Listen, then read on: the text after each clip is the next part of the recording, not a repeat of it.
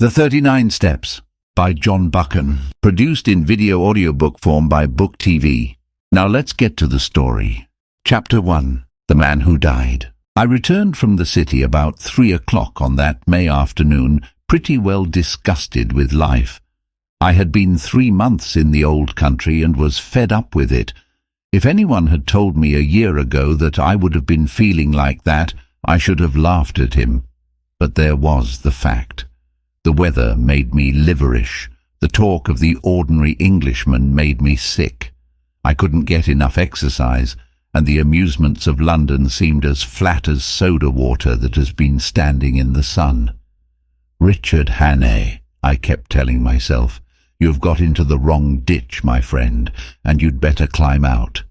It made me bite my lips to think of the plans I had been building up those last years in Bulawayo. I had got my pile, not one of the big ones, but good enough for me, and I had figured out all kinds of ways of enjoying myself. My father had brought me out from Scotland at the age of 6, and I had never been home since, so England was a sort of Arabian Nights to me, and I counted on stopping there for the rest of my days. But from the first, I was disappointed with it. In about a week I was tired of seeing sights, and in less than a month I had had enough of restaurants and theatres and race meetings. I had no real pal to go about with, which probably explains things. Plenty of people invited me to their houses, but they didn't seem much interested in me. They would fling me a question or two about South Africa and then get on to their own affairs. A lot of imperialist ladies asked me to tea to meet schoolmasters from New Zealand and editors from Vancouver, and that was the dismalest business of all. Here was I, 37 years old, sound in wind and limb, with enough money to have a good time, yawning my head off all day. I had just about settled to clear out and get back to the veld, for I was the best bored man in the United Kingdom. That afternoon I had been worrying my brokers about investments to give my mind something to work on, and on my way home I turned into my club, rather a pothouse, which took in colonial members. I had a long drink and read the evening papers. They were full of the row in the Near East, and there was an article about Karolides, the Greek premier. I rather fancied the chap. From all accounts he seemed the one big man in the show, and he played a straight game too, which was more than could be said for most of them. I gathered that they hated him pretty blackly in Berlin and Vienna, but that we were going to stick by him, and one paper said that he was the only barrier between Europe and Armageddon. I remember wondering if I could get a job in those parts. It struck me that Albania was the sort of place that might keep a man from yawning.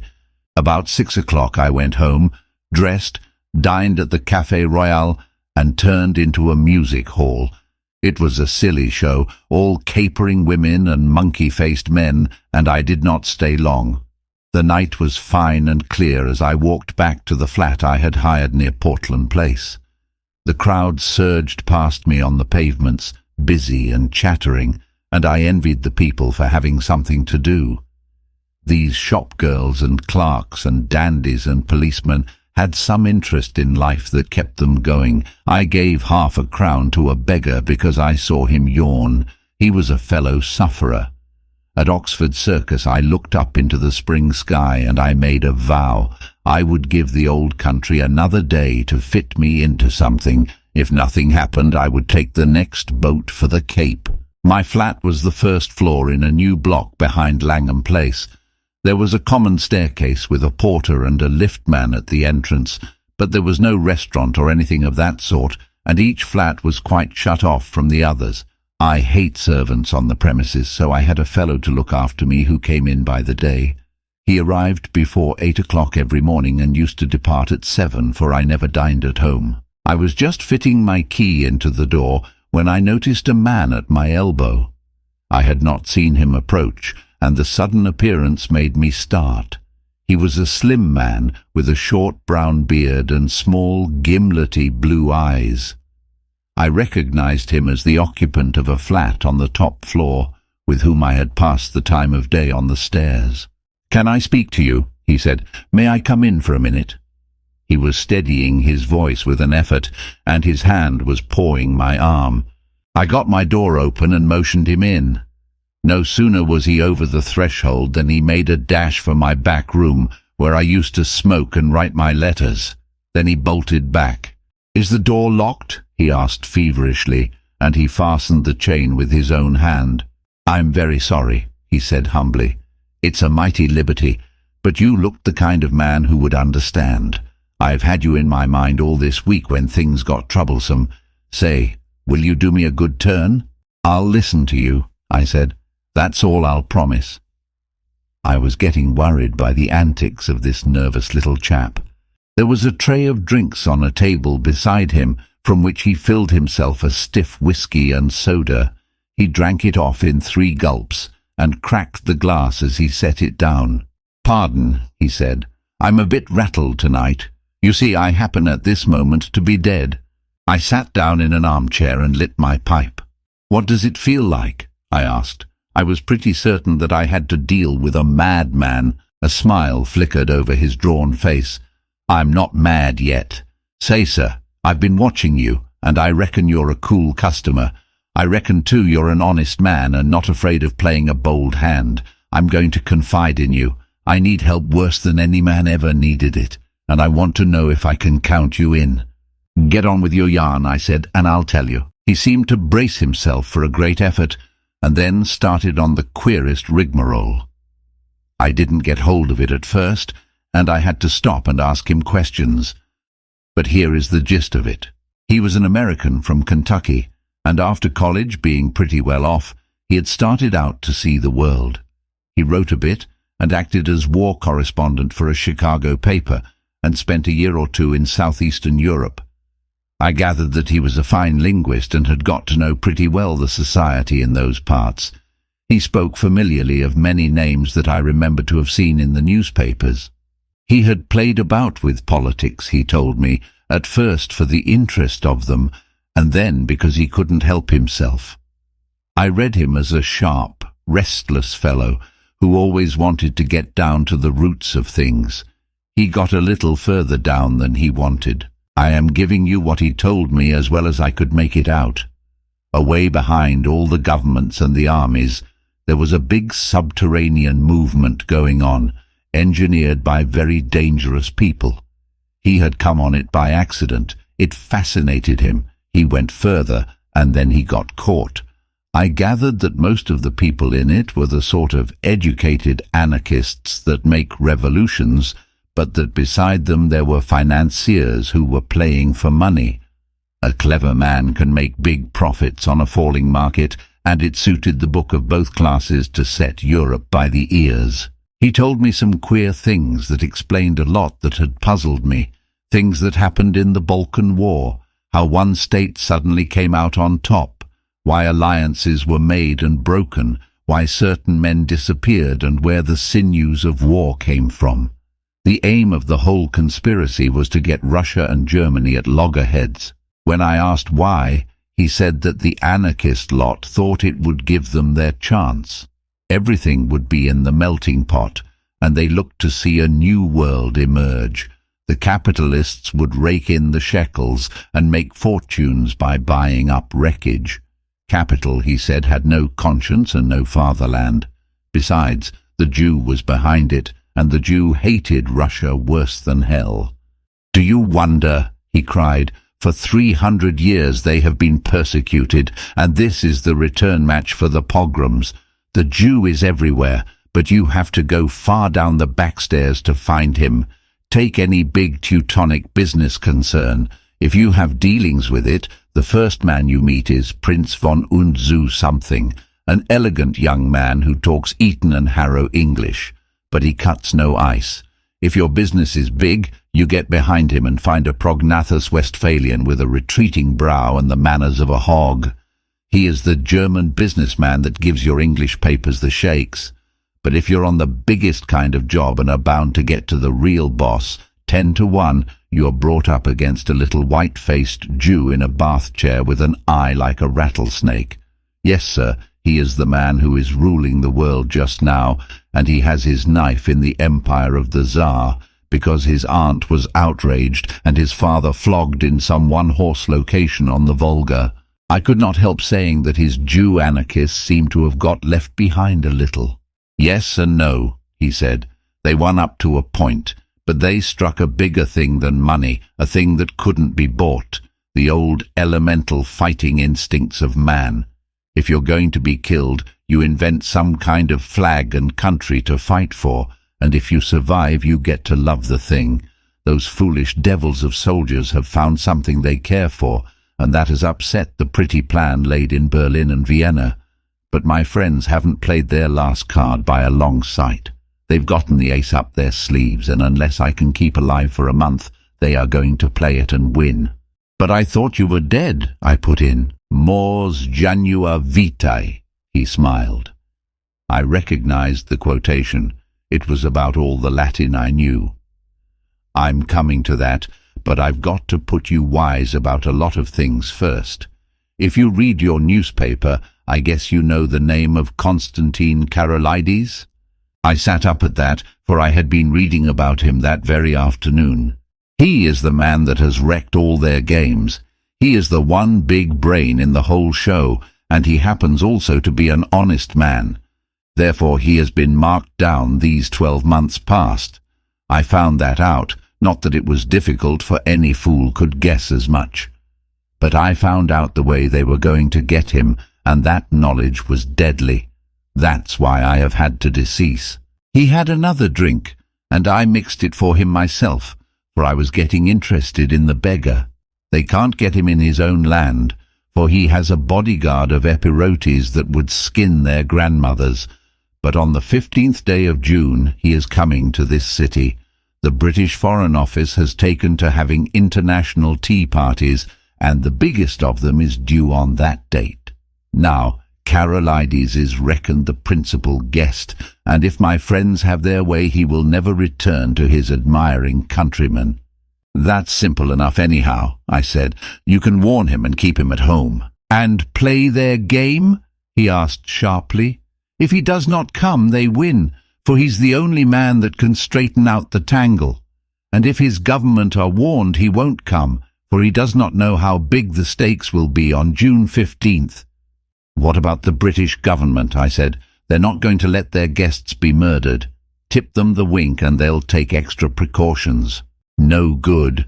They might stuff your city with plainclothes detectives and double the police, and Constantine would still be a doomed man. My friends are not playing this game for candy.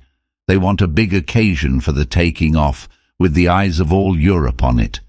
He'll be murdered by an Austrian, and there'll be plenty of evidence to show the connivance of the big folk in Vienna and Berlin.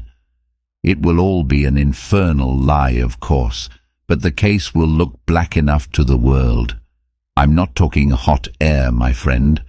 I happen to know every detail of the hellish contrivance, and I can tell you it will be the most finished piece of blackguardism since the Borgias. But it's not going to come off if there's a certain man who knows the wheels of the business alive right here in London on the 15th day of June, and that man is going to be your servant, Franklin P. Scudder. I was getting to like the little chap. His jaw had shut like a rat trap, and there was the fire of battle in his gimlety eyes. If he was spinning me a yarn, he could act up to it. "Where did you find out this story?" I asked. "I got the first hint in an inn on the Achensee in Tyrol. That set me inquiring, and I collected my other clues in a fur shop in the Galician quarter of Buda, in a strangers' club in Vienna, and in a little bookshop off the Racknitzstrasse in Leipzig. I completed my evidence 10 days ago in Paris. I can't tell you the details now, for it's something of a history. When I was quite sure in my own mind, I judged it my business to disappear, and I reached this city by a mighty queer circuit. I left Paris a dandified young French-American, and I sailed from Hamburg a Jew diamond merchant. In Norway, I was an English student of Ibsen collecting materials for lectures, but when I left Bergen, I was a cinema man with special ski films, and I came here from Leith with a lot of pulpwood propositions in my pocket to put before the London newspapers. Till yesterday I thought I had muddied my trail some and was feeling pretty happy. Then the recollection seemed to upset him, and he gulped down some more whiskey. Then I saw a man standing in the street outside this block. I used to stay close in my room all day and only slip out after dark for an hour or two. I watched him for a bit from my window, and I thought I recognized him. He came in and spoke to the porter. When I came back from my walk last night, I found a card in my letterbox. It bore the name of the man I want least to meet on God's earth. I think that the look in my companion's eyes, the sheer naked scare on his face, completed my conviction of his honesty. My own voice sharpened a bit as I asked him what he did next. I realized that I was bottled as sure as a pickled herring, and that there was only one way out. I had to die. If my pursuers knew I was dead, they would go to sleep again. How did you manage it? I told the man that valets me that I was feeling pretty bad, and I got myself up to look like death. That wasn't difficult, for I'm no slouch at disguises. Then I got a corpse. You can always get a body in London if you know where to go for it. I fetched it back in a trunk on the top of a four-wheeler, and I had to be assisted upstairs to my room. You see, I had to pile up some evidence for the inquest. I went to bed and got my man to mix me a sleeping draught, and then told him to clear out. He wanted to fetch a doctor, but I swore some and said I couldn't abide leeches. When I was left alone, I started in to fake up that corpse. He was my size, and I judged had perished from too much alcohol, so I put some spirits handy about the place. The jaw was the weak point in the likeness, so I blew it away with a revolver. I dare say there will be somebody tomorrow to swear to having heard a shot, but there are no neighbours on my floor, and I guessed I could risk it. So I left the body in bed, dressed up in my pyjamas, with a revolver lying on the bedclothes and a considerable mess around. Then I got into a suit of clothes I had kept waiting for emergencies. I didn't dare to shave for fear of leaving tracks, and besides, it wasn't any kind of use my trying to get into the streets. I had had you in my mind all day, and there seemed nothing to do but to make an appeal to you. I watched from my window till I saw you come home, and then slipped down the stair to meet you. There, sir, I guess you know about as much as me of this business." He sat blinking like an owl, fluttering with nerves and yet desperately determined. By this time I was pretty well convinced that he was going straight with me. It was the wildest sort of narrative, but I had heard in my time many steep tales which had turned out to be true, and I had made a practice of judging the man rather than the story. If he had wanted to get a location in my flat and then cut my throat, he would have pitched a milder yarn. "Hand me your key," I said, "and I'll take a look at the corpse. Excuse my caution, but I'm bound to verify a bit if I can." He shook his head mournfully. "I reckoned you'd ask for that, but I haven't got it. It's on my chain on the dressing table. I had to leave it behind, for I couldn't leave any clues to breed suspicions. The gentry who are after me are pretty bright-eyed citizens. You'll have to take me on trust for the night, and tomorrow you'll get proof of the corpse business right enough." I thought for an instant or two. "Right, I'll trust you for the night. I'll lock you into this room and keep the key. Just one word, Mr. Scudder. I believe you're straight, but if so be you are not, I should warn you that I'm a handy man with a gun." "Sure," he said, jumping up with some briskness. "I haven't the privilege of your name, sir, but let me tell you that you're a white man. I'll thank you to lend me a razor." I took him into my bedroom and turned him loose. In half an hour's time a figure came out that I scarcely recognized. Only his gimlety, hungry eyes were the same. He was shaved clean, his hair was parted in the middle, and he had cut his eyebrows. Further, he carried himself as if he had been drilled, and was the very model, even to the brown complexion, of some British officer who had had a long spell in India. He had a monocle too, which he stuck in his eye, and every trace of the American had gone out of his speech. "My hat, Mr. Scudder," I stammered. "Not Mr. Scudder," he corrected. "Captain Theophilus Digby of the 40th Gurkhas, presently home on leave. I'll thank you to remember that, sir."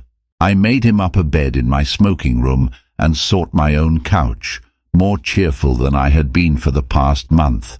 Things did happen occasionally, even in this God-forgotten metropolis. I woke next morning to hear my man Paddock making the deuce of a row at the smoking-room door.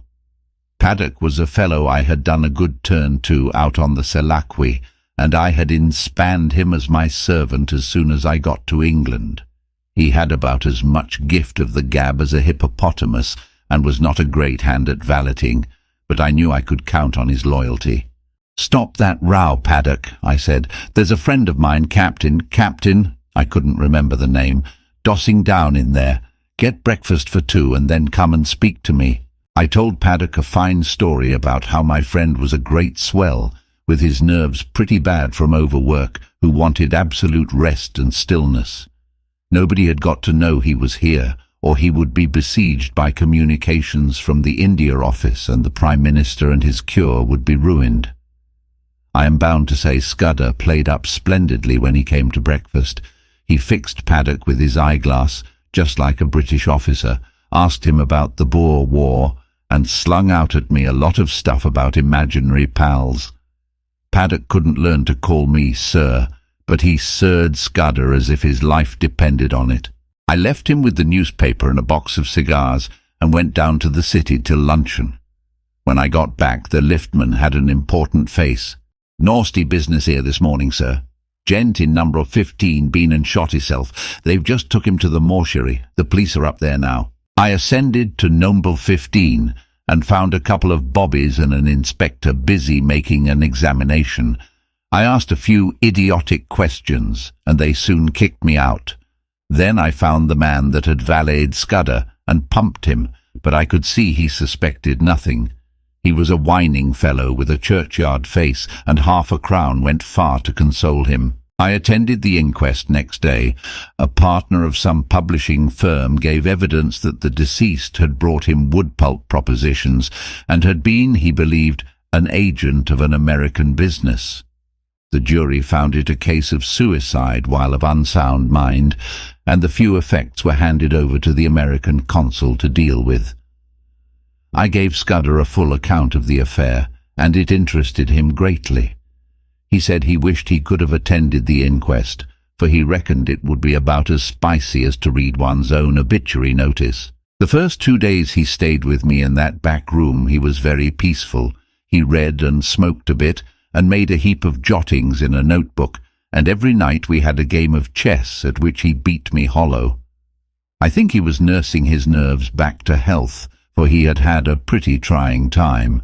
But on the 3rd day I could see he was beginning to get restless. He fixed up a list of the days till June 15th, and ticked each off with a red pencil, making remarks in shorthand against them. I would find him sunk in a brown study, with his sharp eyes abstracted, and after those spells of meditation he was apt to be very despondent.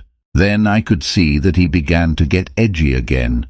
He listened for little noises and was always asking me if Paddock could be trusted. Once or twice he got very peevish and apologized for it. I didn't blame him. I made every allowance, for he had taken on a fairly stiff job. It was not the safety of his own skin that troubled him, but the success of the scheme he had planned. That little man was clean grit all through, without a soft spot in him. One night he was very solemn.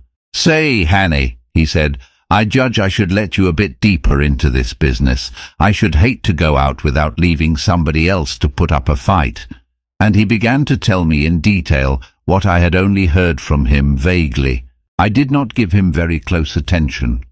The fact is, I was more interested in his own adventures than in his high politics. I reckoned that Carolides and his affairs were not my business, leaving all that to him.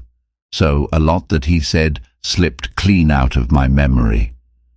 I remember that he was very clear that the danger to Carolides would not begin till he had got to London, and would come from the very highest quarters, where there would be no thought of suspicion. He mentioned the name of a woman, Julia Ciccheni, as having something to do with the danger. She would be the decoy, I gathered, to get Carolides out of the care of his guards. He talked too about a black stone and a man that lisped in his speech, and he described very particularly somebody that he never referred to without a shudder, an old man with a young voice who could hood his eyes like a hawk. He spoke a good deal about death too. He was mortally anxious about winning through with his job, but he didn't care a rush for his life. I reckon it's like going to sleep when you are pretty well tired out, and waking to find a summer day with the scent of hay coming in at the window. I used to thank God for such mornings way back in the bluegrass country, and I guess I'll thank him when I wake up on the other side of Jordan. Next day he was much more cheerful, and read the life of Stonewall Jackson much of the time. I went out to dinner with a mining engineer I had got to see on business, and came back about 10:30 in time for our game of chess before turning in. I had a cigar in my mouth, I remember, as I pushed open the smoking room door. The lights were not lit, which struck me as odd. I wondered if Scudder had turned in already. I snapped the switch, but there was nobody there. Then I saw something in the far corner which made me drop my cigar and fall into a cold sweat. My guest was lying sprawled on his back. There was a long knife through his heart which skewered him to the floor. Chapter 2. The Milkman sets out on his travels. I sat down in an armchair and felt very sick. That lasted for maybe 5 minutes, and was succeeded by a fit of the horrors. The poor, staring white face on the floor was more than I could bear, and I managed to get a tablecloth and cover it. Then I staggered to a cupboard, found the brandy, and swallowed several mouthfuls. I had seen men die violently before. Indeed, I had killed a few myself in the Matabele War, but this cold-blooded indoor business was different. Still, I managed to pull myself together. I looked at my watch and saw that it was 10:30. An idea seized me, and I went over the flat with a small-tooth comb. There was nobody there, nor any trace of anybody, but I shuttered and bolted all the windows and put the chain on the door. By this time my wits were coming back to me, and I could think again. It took me about an hour to figure the thing out, and I did not hurry, for unless the murderer came back, I had till about 6 o'clock in the morning for my cogitations. I was in the soup. That was pretty clear. Any shadow of a doubt I might have had about the truth of Scudder's tale was now gone.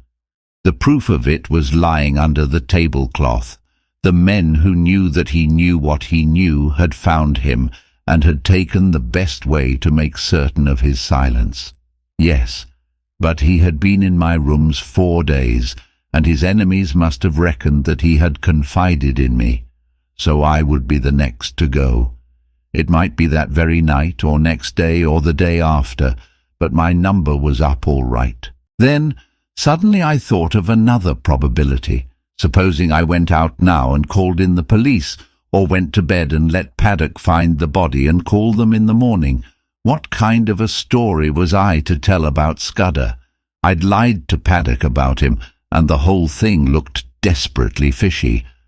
If I made a clean breast of it and told the police everything he had told me, they would simply laugh at me. The odds were 1,000 to 1 that I would be charged with the murder, and the circumstantial evidence was strong enough to hang me. Few people knew me in England. I had no real pal who could come forward and swear to my character. Perhaps that was what those secret enemies were playing for. They were clever enough for anything, and an English prison was as good a way of getting rid of me till after June 15th as a knife in my chest. Besides, if I told the whole story and by any miracle was believed, I would be playing their game. Carolides would stay at home, which was what they wanted. Somehow or other, the sight of Scudder's dead face had made me a passionate believer in his scheme. He was gone, but he had taken me into his confidence, and I was pretty well bound to carry on his work. You may think this ridiculous for a man in danger of his life, but that was the way I looked at it.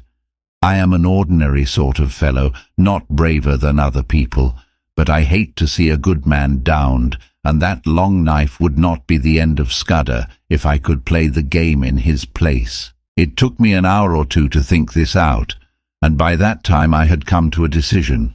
I must vanish somehow, and keep vanished till the end of the second week in June. Then I must somehow find a way to get in touch with the government people and tell them what Scudder had told me. I wished to heaven he had told me more, and that I had listened more carefully to the little he had told me. I knew nothing but the barest facts. There was a big risk that, even if I weathered the other dangers, I would not be believed in the end. I must take my chance of that, and hope that something might happen which would confirm my tale in the eyes of the government. My first job was to keep going for the next 3 weeks. It was now the 24th day of May, and that meant 20 days of hiding before I could venture to approach the powers that be. I reckoned that 2 sets of people would be looking for me, Scudder's enemies to put me out of existence, and the police who would want me for Scudder's murder. It was going to be a giddy hunt, and it was queer how the prospect comforted me. I had been slack so long that almost any chance of activity was welcome. When I had to sit alone with that corpse and wait on fortune, I was no better than a crushed worm, but if my next safety was to hang on my own wits, I was prepared to be cheerful about it. My next thought was whether Scudder had any papers about him to give me a better clue to the business. I drew back the tablecloth and searched his pockets, for I had no longer any shrinking from the body. The face was wonderfully calm for a man who had been struck down in a moment. There was nothing in the breast pocket, and only a few loose coins and a cigar holder in the waistcoat. The trousers held a little penknife and some silver, and the side pocket of his jacket contained an old crocodile-skin cigar case. There was no sign of the little black book in which I had seen him making notes. That had no doubt been taken by his murderer. But as I looked up from my task, I saw that some drawers had been pulled out in the writing table. Scudder would never have left them in that state, for he was the tidiest of mortals. Someone must have been searching for something, perhaps for the pocketbook. I went round the flat and found that everything had been ransacked. The inside of books, drawers, cupboards, boxes, even the pockets of the clothes in my wardrobe and the sideboard in the dining room. There was no trace of the book. Most likely the enemy had found it, but they had not found it on Scudder's body. Then I got out an atlas and looked at a big map of the British Isles. My notion was to get off to some wild district where my veldcraft would be of some use to me, for I would be like a trapped rat in a city. I considered that Scotland would be best, for my people were Scotch, and I could pass anywhere as an ordinary Scotsman. I had half an idea at first to be a German tourist, for my father had had German partners, and I had been brought up to speak the tongue pretty fluently, not to mention having put in 3 years prospecting for copper in German Damaraland. But I calculated that it would be less conspicuous to be a Scot, and less in a line with what the police might know of my past. I fixed on Galloway as the best place to go. It was the nearest wild part of Scotland so far as I could figure it out, and from the look of the map was not over thick with population. A search in Bradshaw informed me that a train left St Pancras at 7.10, which would land me at any Galloway station in the late afternoon. That was well enough, but a more important matter was how I was to make my way to St Pancras, for I was pretty certain that Scudder's friends would be watching outside. This puzzled me for a bit. Then I had an inspiration, on which I went to bed and slept for 2 troubled hours. I got up at 4 and opened my bedroom shutters. The faint light of a fine summer morning was flooding the skies, and the sparrows had begun to chatter. I had a great revulsion of feeling, and felt a God-forgotten fool. My inclination was to let things slide, and trust to the British police taking a reasonable view of my case.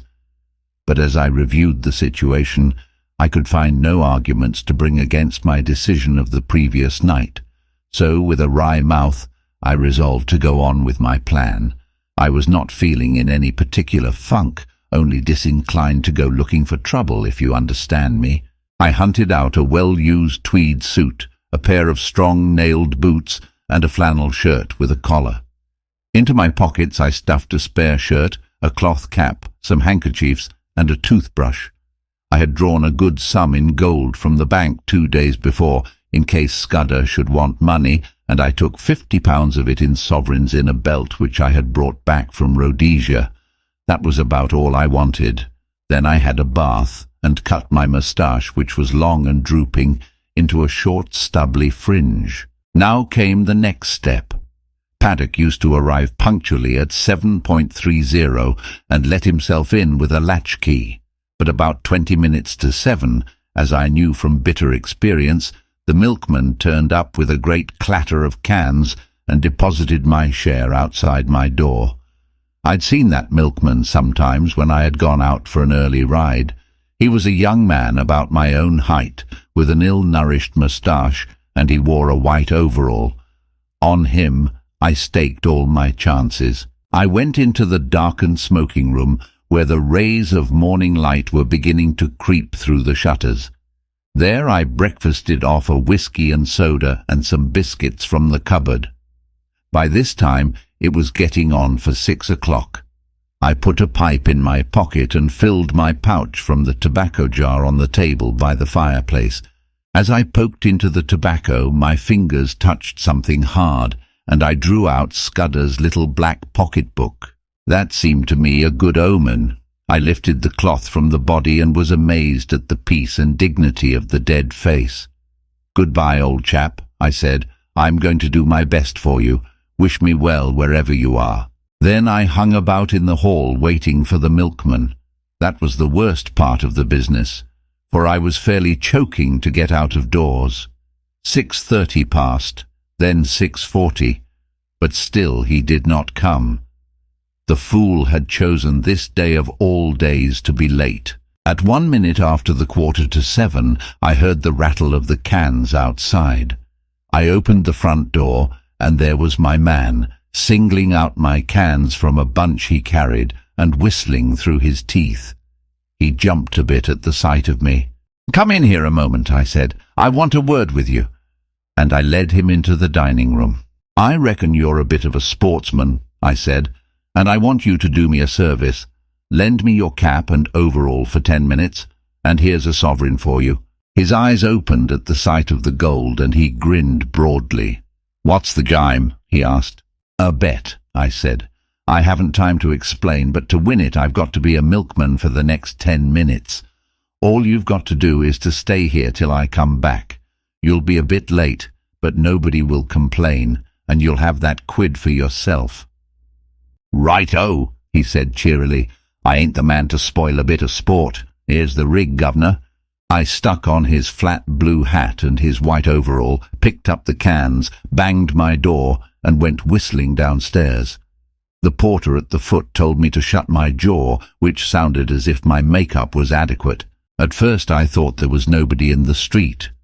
Then I caught sight of a policeman 100 yards down and a loafer shuffling past on the other side. Some impulse made me raise my eyes to the house opposite, and there at a first-floor window was a face. As the loafer passed, he looked up, and I fancied a signal was exchanged. I crossed the street, whistling gaily and imitating the jaunty swing of the milkman. Then I took the first side street and went up a left-hand turning which led past a bit of vacant ground. There was no one in the little street, so I dropped the milk cans inside the hoarding and sent the cap and overall after them. I had only just put on my cloth cap when a postman came round the corner. I gave him good morning, and he answered me unsuspiciously. At the moment the clock of a neighbouring church struck the hour of 7. There was not a second to spare. As soon as I got to Euston Road, I took to my heels and ran. The clock at Euston Station showed 5 minutes past the hour. At St. Pancras I had no time to take a ticket, let alone that I had not settled upon my destination. A porter told me the platform, and as I entered it I saw the train already in motion. 2 station officials blocked the way, but I dodged them and clambered into the last carriage. 3 minutes later, as we were roaring through the northern tunnels, an irate guard interviewed me. He wrote out for me a ticket to Newton Stewart, a name which had suddenly come back to my memory, and he conducted me from the first-class compartment where I had ensconced myself to a third-class smoker occupied by a sailor and a stout woman with a child. He went off grumbling, and as I mopped my brow, I observed to my companions in my broadest Scots that it was a sore job catching trains. I'd already entered upon my part. "The impudence of that Gaillard," said the lady bitterly. "He needed a Scotch tongue to pit him in his place. He was complaining of this wean no hain a ticket, and her no fower till August 12th, and he was objecting to this gentleman spitting." The sailor morosely agreed, and I started my new life in an atmosphere of protest against authority. I reminded myself that a week ago I had been finding the world dull. Psst! If you're enjoying this book and want more free audiobooks, please click subscribe. Chapter 3. The Adventure of the Literary Innkeeper. I had a solemn time travelling north that day. It was fine May weather with the hawthorn flowering on every hedge, and I asked myself why, when I was still a free man, I had stayed on in London and not got the good of this heavenly country. I didn't dare face the restaurant car, but I got a luncheon basket at Leeds and shared it with the fat woman. Also, I got the morning's papers, with news about starters for the Derby and the beginning of the cricket season, and some paragraphs about how Balkan affairs were settling down, and a British squadron was going to Kiel. When I had done with them, I got out Scudder's little black pocket-book and studied it. It was pretty well filled with jottings, chiefly figures, though now and then a name was printed in. For example, I found the words Hofgaard, Luneville, and avocado pretty often, and especially the word Pavia. Now I was certain that Scudder never did anything without a reason, and I was pretty sure that there was a cipher in all this. That is a subject which has always interested me, and I did a bit at it myself once as intelligence officer at Delagoa Bay during the Boer War. I have a head for things like chess and puzzles, and I used to reckon myself pretty good at finding out ciphers. This one looked like the numerical kind where sets of figures correspond to the letters of the alphabet, but any fairly shrewd man can find the clue to that sort after an hour or two's work, and I didn't think Scudder would have been content with anything so easy. So I fastened on the printed words, for you can make a pretty good numerical cipher if you have a key word which gives you the sequence of the letters. I tried for hours, but none of the words answered. Then I fell asleep and woke at Dumfries just in time to bundle out and get into the slow Galloway train. There was a man on the platform whose looks I didn't like, but he never glanced at me, and when I caught sight of myself in the mirror of an automatic machine, I didn't wonder.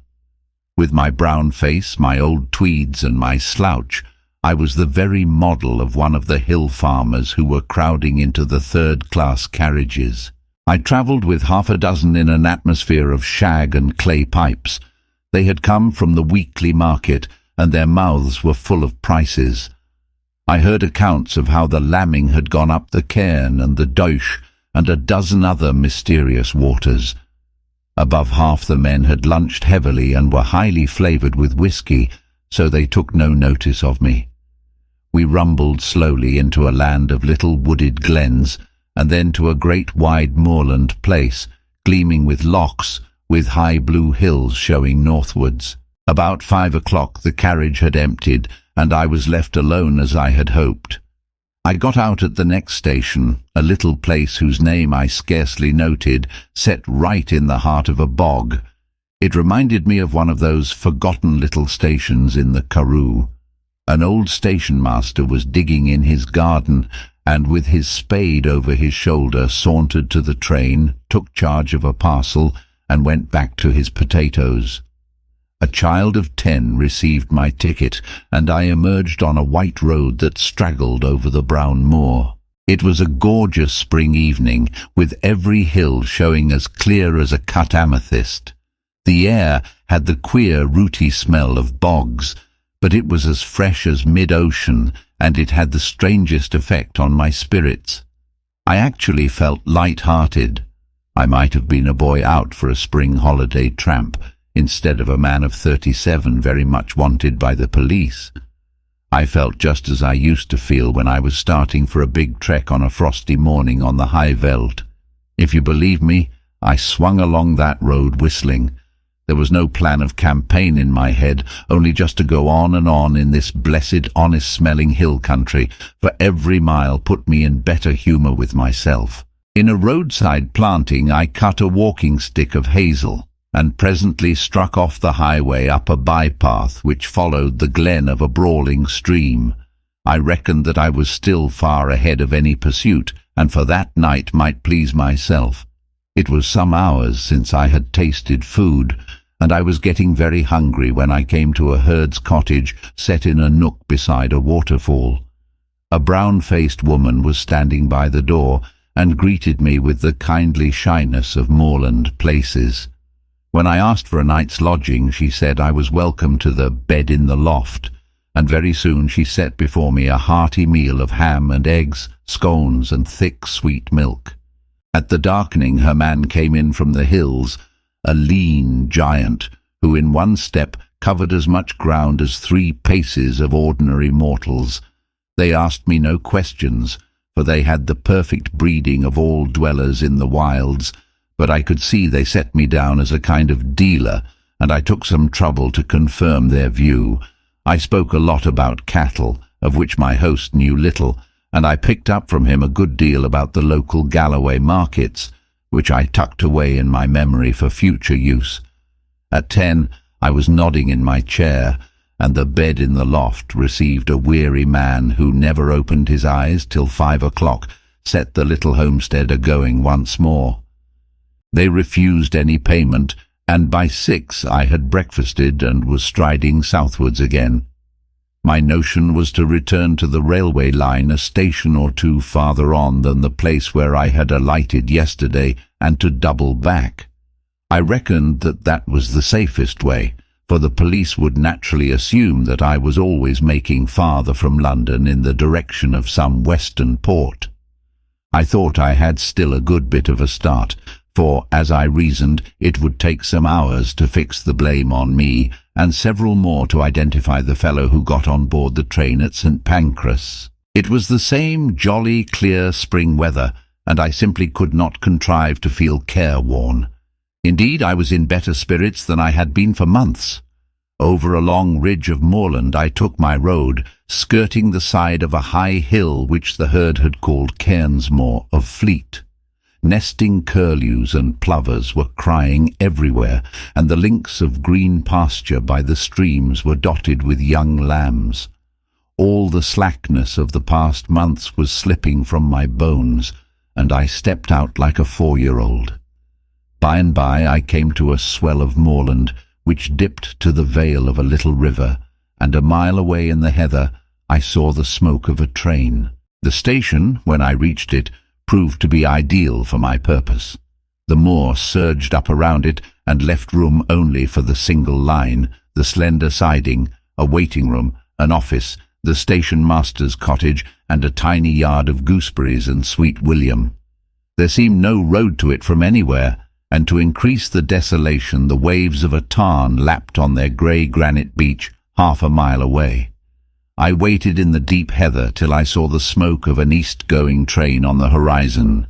Then I approached the tiny booking office and took a ticket for Dumfries. The only occupants of the carriage were an old shepherd and his dog, a wall-eyed brute that I mistrusted. The man was asleep, and on the cushions beside him was that morning's Scotsman. Eagerly I seized on it, for I fancied it would tell me something. There were 2 columns about the Portland Place murder, as it was called. My man Paddock had given the alarm and had the milkman arrested. Poor devil, it looked as if the latter had earned his sovereign hardly. But for me he had been cheap at the price, for he seemed to have occupied the police for the better part of the day. In the latest news I found a further instalment of the story. The milkman had been released, I read, and the true criminal, about whose identity the police were reticent, was believed to have got away from London by one of the northern lines. There was a short note about me as the owner of the flat. I guessed the police had stuck that in as a clumsy contrivance to persuade me that I was unsuspected. There was nothing else in the paper, nothing about foreign politics or Carolides or the things that had interested Scudder. I laid it down and found that we were approaching the station at which I had got out yesterday. The potato-digging station master had been gingered up into some activity, for the west-going train was waiting to let us pass, and from it had descended 3 men who were asking him questions. I supposed that they were the local police, who had been stirred up by Scotland Yard and had traced me as far as this one-horse siding. Sitting well back in the shadow, I watched them carefully. One of them had a book and took down notes. The old potato digger seemed to have turned peevish, but the child who had collected my ticket was talking volubly. All the party looked out across the moor where the white road departed. I hoped they were going to take up my tracks there. As we moved away from that station, my companion woke up. He fixed me with a wandering glance, kicked his dog viciously, and inquired where he was. Clearly he was very drunk.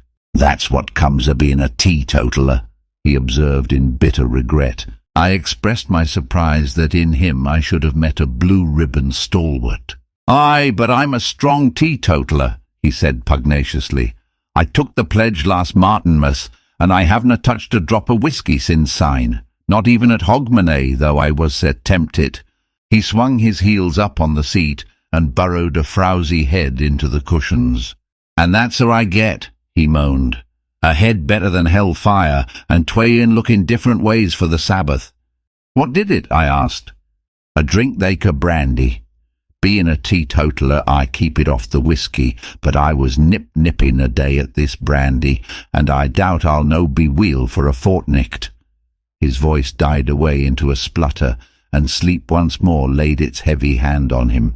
My plan had been to get out at some station down the line, but the train suddenly gave me a better chance, for it came to a standstill at the end of a culvert which spanned a brawling porter-coloured river. I looked out and saw that every carriage window was closed and no human figure appeared in the landscape.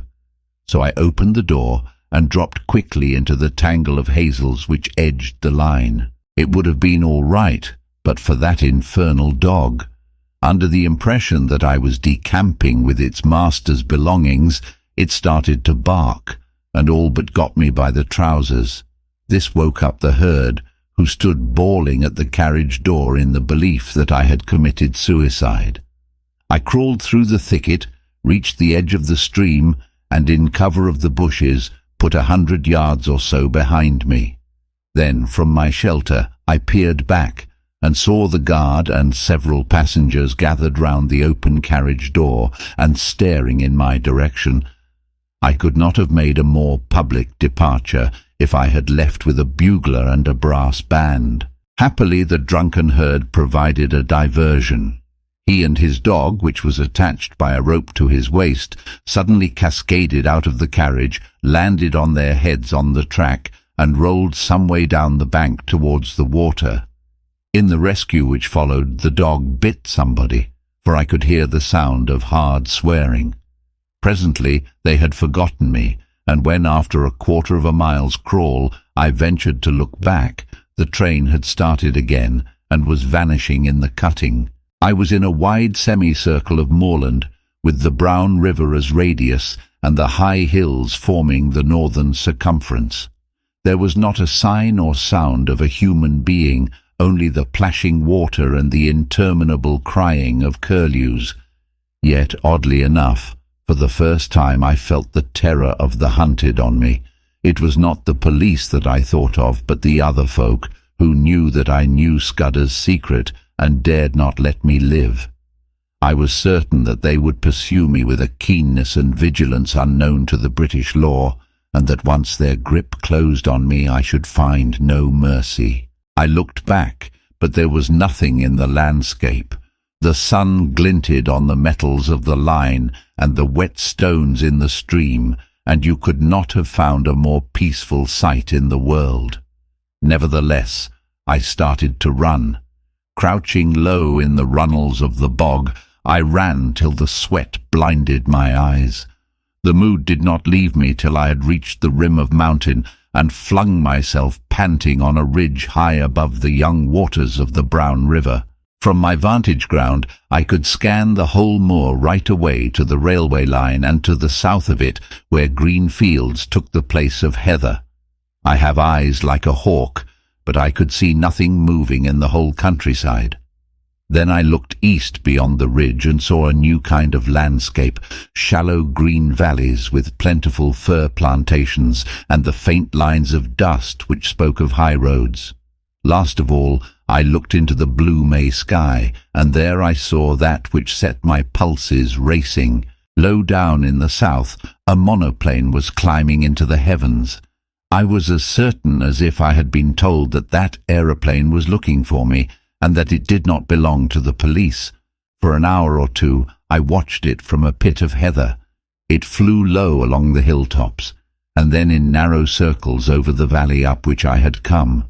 Then it seemed to change its mind, rose to a great height, and flew away back to the south. I did not like this espionage from the air, and I began to think less well of the countryside I had chosen for a refuge.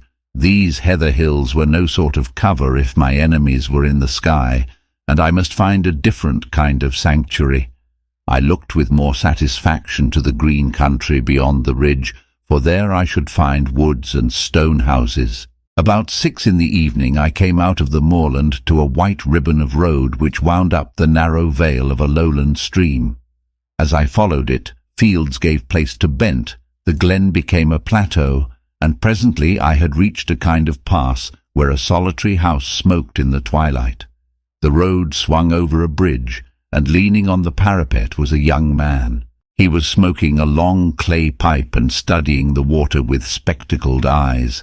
In his left hand was a small book with a finger marking the place. Slowly he repeated, as when a griffin through the wilderness, with winged step o'er hill and moory dale, pursues the Arimaspian. He jumped round as my step rung on the keystone, and I saw a pleasant, sunburnt, boyish face. "Good evening to you," he said gravely. "It's a fine night for the road." The smell of peat smoke and of some savoury roast floated to me from the house. "Is that place an inn?" I asked. "At your service," he said politely. "I am the landlord, sir, and I hope you will stay the night. For to tell you the truth, I've had no company for a week." I pulled myself up on the parapet of the bridge and filled my pipe. I began to detect an ally. "You're young to be an innkeeper," I said. "My father died a year ago and left me the business. I live there with my grandmother.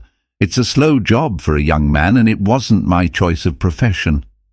"Which was?" He actually blushed. "I want to write books," he said. "And what better chance could you ask?" I cried. "Man, I've often thought that an innkeeper would make the best storyteller in the world." "Not now," he said eagerly. "Maybe in the old days when you had pilgrims and ballad makers and highwaymen and mail coaches on the road. But not now. Nothing comes here but motor cars full of fat women who stop for lunch, and a fisherman or two in the spring, and the shooting tenants in August. There is not much material to be got out of that. I want to see life, to travel the world, and write things like Kipling and Conrad, but the most I've done yet is to get some verses printed in Chambers's journal." I looked at the inn, standing golden in the sunset against the brown hills. "I've knocked a bit about the world, and I wouldn't despise such a hermitage. Do you think that adventure is found only in the tropics or among gentry in red shirts? Maybe you're rubbing shoulders with it at this moment." "That's what Kipling says," he said, his eyes brightening, and he quoted some verse about romance brings up the 9.15. "Here's a true tale for you then," I cried, "and a month from now you can make a novel out of it." Sitting on the bridge in the soft May gloaming, I pitched him a lovely yarn. It was true in essentials too, though I altered the minor details. I made out that I was a mining magnate from Kimberley who had had a lot of trouble with IDB and had shown up a gang.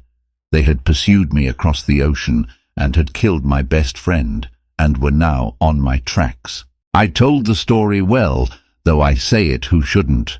I pictured a flight across the Kalahari to German Africa, the crackling, parching days, the wonderful blue velvet nights.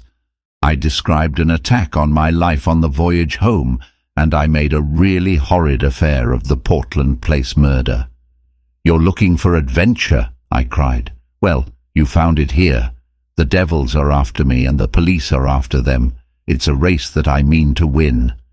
"By God," he whispered, drawing his breath in sharply, "it is all pure Rider Haggard and Conan Doyle." "You believe me," I said gratefully. "Of course I do," and he held out his hand. "I believe everything out of the common. The only thing to distrust is the normal." He was very young, but he was the man for my money. "I think they're off my track for the moment, but I must lie close for a couple of days. Can you take me in?" He caught my elbow in his eagerness and drew me towards the house. "You can lie as snug here as if you were in a moss hole. I'll see that nobody blabs either, and you'll give me some more material about your adventures." As I entered the inn porch, I heard from far off the beat of an engine. There, silhouetted against the dusky west, was my friend, the monoplane. He gave me a room at the back of the house, with a fine outlook over the plateau, and he made me free of his own study, which was stacked with cheap editions of his favourite authors. I never saw the grandmother, so I guessed she was bedridden. An old woman called Margit brought me my meals, and the innkeeper was around me at all hours. I wanted some time to myself, so I invented a job for him. He had a motor bicycle, and I sent him off next morning for the daily paper, which usually arrived with the post in the late afternoon. I told him to keep his eyes skinned and make note of any strange figures he saw, keeping a special sharp lookout for motors and aeroplanes. Then I sat down in real earnest to Scudder's notebook. He came back at midday with the Scotsman. There was nothing in it except some further evidence of Paddock and the Milkman, and a repetition of yesterday's statement that the murderer had gone north. But there was a long article reprinted from the Times about Karolides and the state of affairs in the Balkans, though there was no mention of any visit to England. I got rid of the innkeeper for the afternoon, for I was getting very warm in my search for the cipher. As I told you, it was a numerical cipher, and by an elaborate system of experiments I had pretty well discovered what were the nulls and stops. The trouble was the key word, and when I thought of the odd million words he might have used, I felt pretty hopeless. But about 3 o'clock I had a sudden inspiration. The name Julia Cecchini flashed across my memory. Scudder had said it was the key to the Karolides business, and it occurred to me to try it on his cipher. It worked. The 5 letters of Julia gave me the position of the vowels. A was J, the 10th letter of the alphabet, and so represented by X in the cipher. E was U =, Angsit 1, and so on. Cecchini gave me the numerals for the principal consonants. I scribbled that scheme on a bit of paper and sat down to read Scudder's pages. In half an hour I was reading with a whitish face and fingers that drummed on the table. I glanced out of the window and saw a big touring car coming up the glen towards the inn. It drew up at the door, and there was the sound of people alighting. There seemed to be 2 of them, men in aquascutums and tweed caps. 10 minutes later, the innkeeper slipped into the room, his eyes bright with excitement. "There's 2 chaps below looking for you," he whispered. "They're in the dining room having whiskies and sodas. They asked about you and said they had hoped to meet you here. Oh, and they described you jolly well, down to your boots and shirt. I told them you had been here last night and had gone off on a motor bicycle this morning, and one of the chaps swore like a navvy. I made him tell me what they looked like. One was a dark-eyed, thin fellow with bushy eyebrows. The other was always smiling and lisped in his talk. Neither was any kind of foreigner. On this my young friend was positive. I took a bit of paper and wrote these words in German, as if they were part of a letter. Blackstone. Scudder had got onto this, but he could not act for a fortnight. I doubt if I can do any good now, especially as Karolides is uncertain about his plans. But if Mr. T advises, I will do the best I manufactured it rather neatly so that it looked like a loose page of a private letter. Take this down and say it was found in my bedroom, and ask them to return it to me if they overtake me. 3 minutes later I heard the car begin to move, and peeping from behind the curtain caught sight of the two figures. One was slim, the other was sleek. That was the most I could make of my reconnaissance. The innkeeper appeared in great excitement. "Your paper woke them up," he said gleefully. The dark fellow went as white as death and cursed like blazes, and the fat one whistled and looked ugly. They paid for their drinks with half a sovereign and wouldn't wait for change. "Now I'll tell you what I want you to do," I said. "Get on your bicycle and go off to Newton Stewart to the chief constable. Describe the two men and say you suspect them of having had something to do with the London murder. You can invent reasons. The two will come back, never fear, not tonight, for they'll follow me 40 miles along the road, but first thing tomorrow morning. Tell the police to be here bright and early." He set off like a docile child, while I worked at Scudder's notes. When he came back we dined together, and in common decency I had to let him pump me. I gave him a lot of stuff about lion hunts and the Matabele War, thinking all the while what tame businesses these were compared to this I was now engaged in. When he went to bed I sat up and finished Scudder. I smoked in a chair till daylight, for I could not sleep. About 8 next morning I witnessed the arrival of 2 constables and a sergeant. They put their car in a coach house under the innkeeper's instructions and entered the house. 20 minutes later I saw from my window a second car come across the plateau from the opposite direction. It did not come up to the inn, but stopped 200 yards off in the shelter of a patch of wood. I noticed that its occupants carefully reversed it before leaving it. A minute or two later I heard their steps on the gravel outside the window. My plan had been to lie hid in my bedroom and see what happened. I had a notion that if I could bring the police and my other more dangerous pursuers together, something might work out of it to my advantage, but now I had a better idea. I scribbled a line of thanks to my host, opened the window, and dropped quietly into a gooseberry bush. Unobserved, I crossed the dike, crawled down the side of a tributary burn, and won the high road on the far side of the patch of trees. There stood the car, very spick and span in the morning sunlight, but with the dust on her which told of a long journey.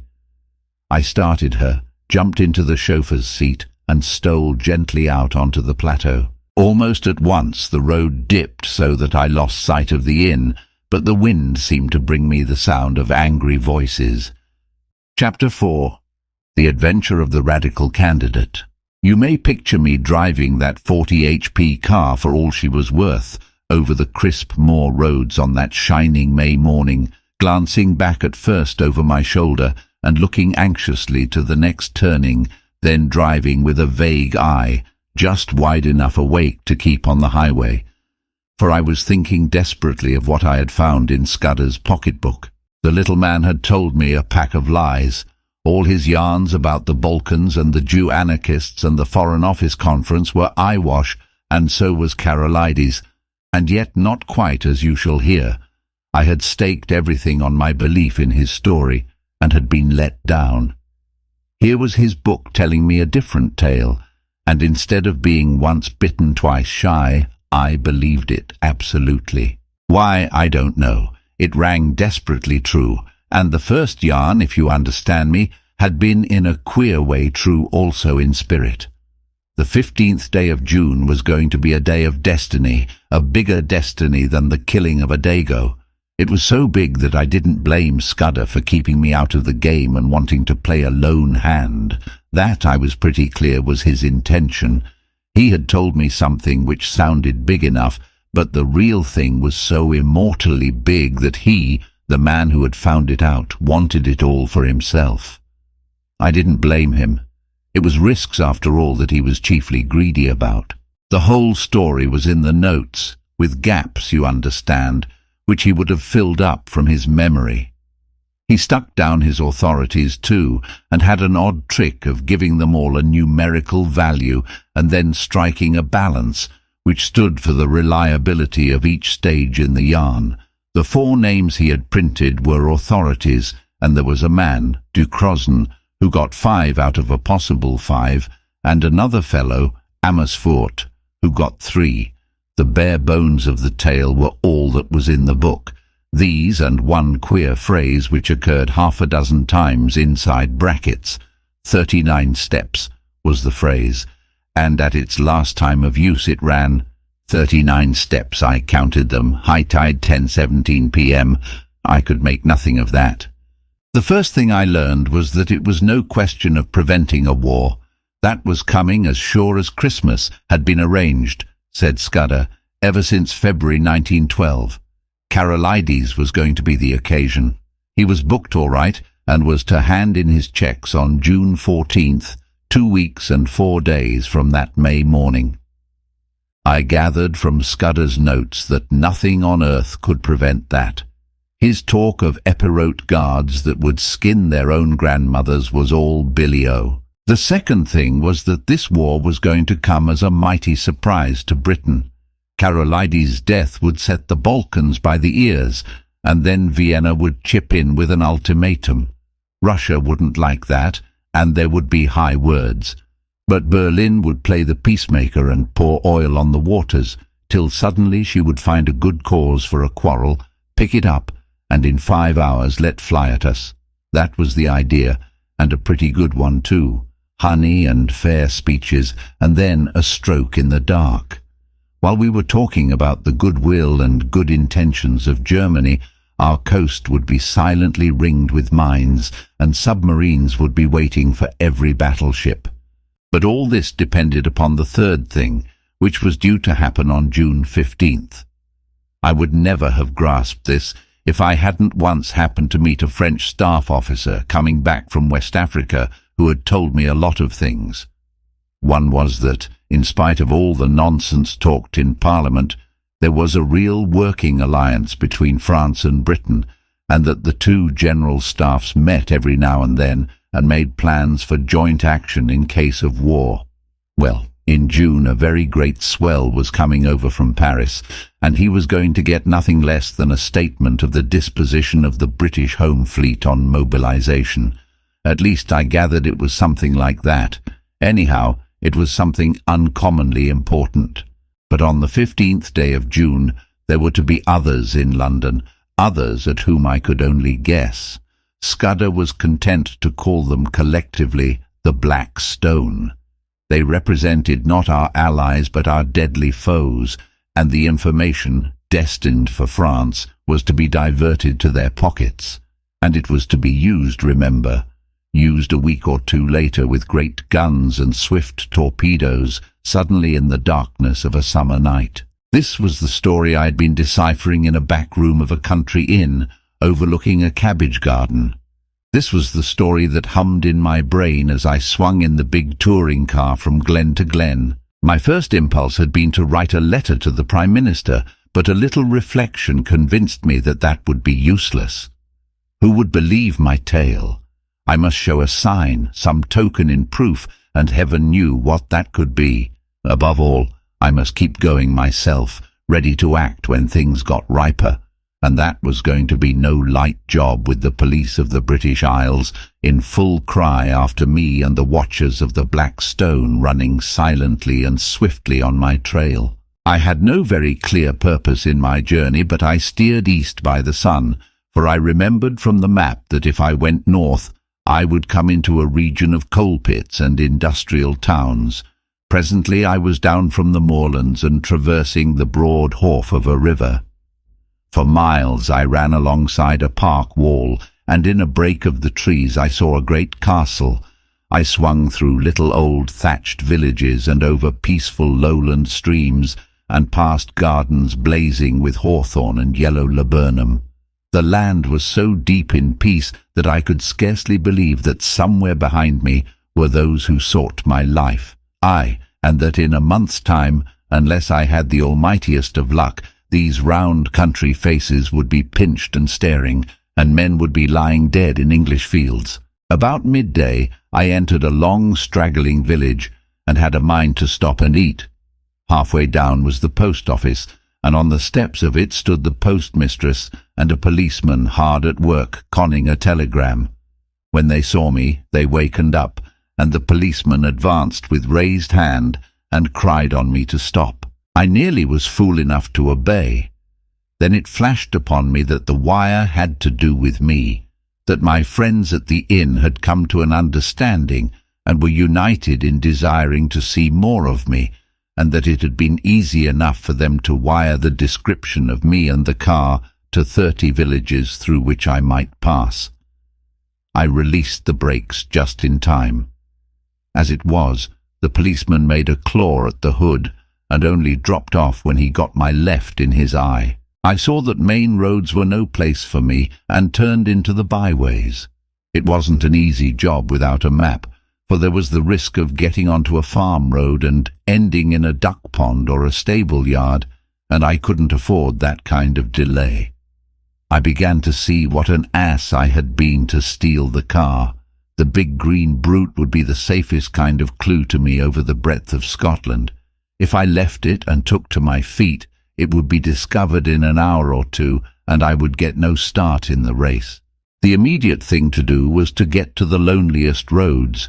These I soon found when I struck up a tributary of the big river and got into a glen with steep hills all about me and a corkscrew road at the end which climbed over a pass. Here I met nobody, but it was taking me too far north, so I slewed east along a bad track and finally struck a big double-line railway. Away below me I saw another broadish valley, and it occurred to me that if I crossed it I might find some remote inn to pass the night.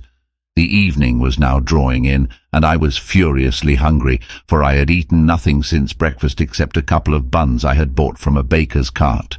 Just then I heard a noise in the sky, and lo and behold, there was that infernal aeroplane, flying low about a dozen miles to the south and rapidly coming towards me. I had the sense to remember that on a bare moor I was at the aeroplane's mercy, and that my only chance was to get to the leafy cover of the valley. Down the hill I went like blue lightning, screwing my head round whenever I dared to watch that damned flying machine.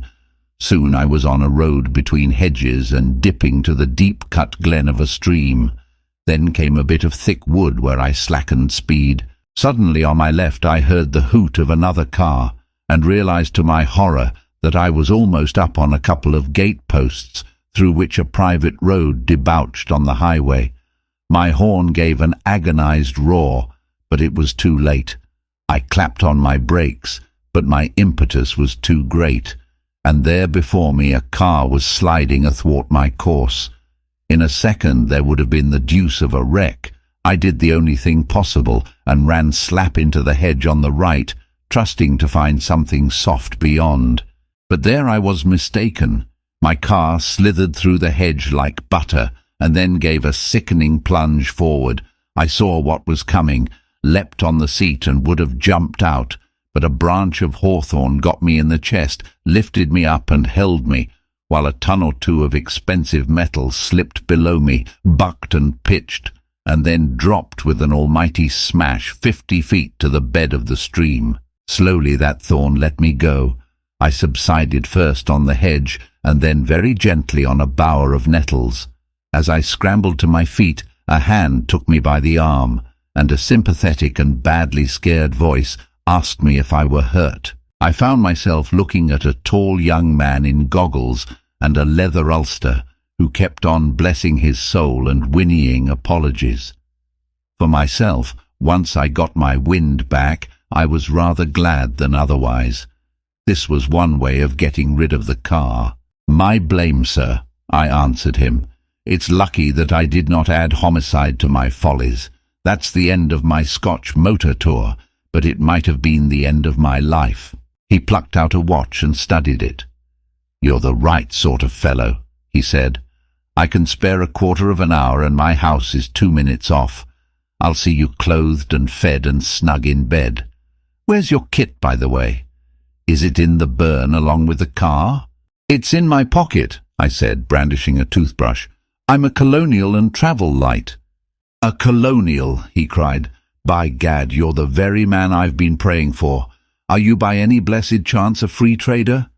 "I am," said I, without the foggiest notion of what he meant. He patted my shoulder and hurried me into his car. 3 minutes later we drew up before a comfortable-looking shooting box set among pine trees, and he ushered me indoors. He took me first to a bedroom and flung 6 of his suits before me, for my own had been pretty well reduced to rags. I selected a loose blue serge which differed most conspicuously from my former garments, and borrowed a linen collar. Then he hailed me to the dining room, where the remnants of a meal stood on the table, and announced that I had just 5 minutes to feed. "You can take a snack in your pocket and we'll have supper when we get back.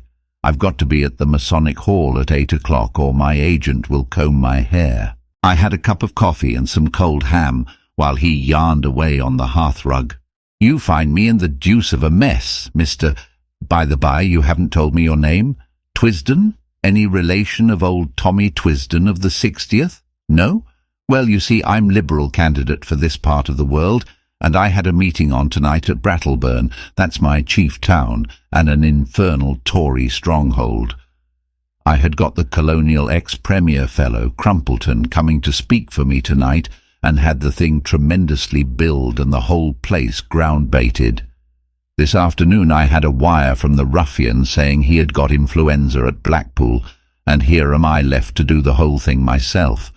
I had meant to speak for 10 minutes and must now go on for 40, and though I've been racking my brains for 3 hours to think of something, I simply cannot last the course.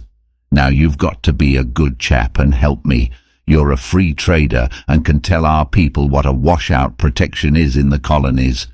All you fellows have the gift of the gab. I wish to heaven I had it. I'll be forevermore in your debt." I had very few notions about free trade one way or the other, but I saw no other chance to get what I wanted. My young gentleman was far too absorbed in his own difficulties to think how odd it was to ask a stranger who had just missed death by an ace and had lost a 1000 guinea car to address a meeting for him on the spur of the moment. But my necessities did not allow me to contemplate oddnesses or to pick and choose my supports. "All right," I said. "I'm not much good as a speaker, but I'll tell them a bit about Australia." At my words the cares of the ages slipped from his shoulders, and he was rapturous in his thanks. He lent me a big driving coat and never troubled to ask why I had started on a motor tour without possessing an ulster, and as we slipped down the dusty roads, poured into my ears the simple facts of his history. He was an orphan, and his uncle had brought him up. I've forgotten the uncle's name, but he was in the cabinet, and you can read his speeches in the papers.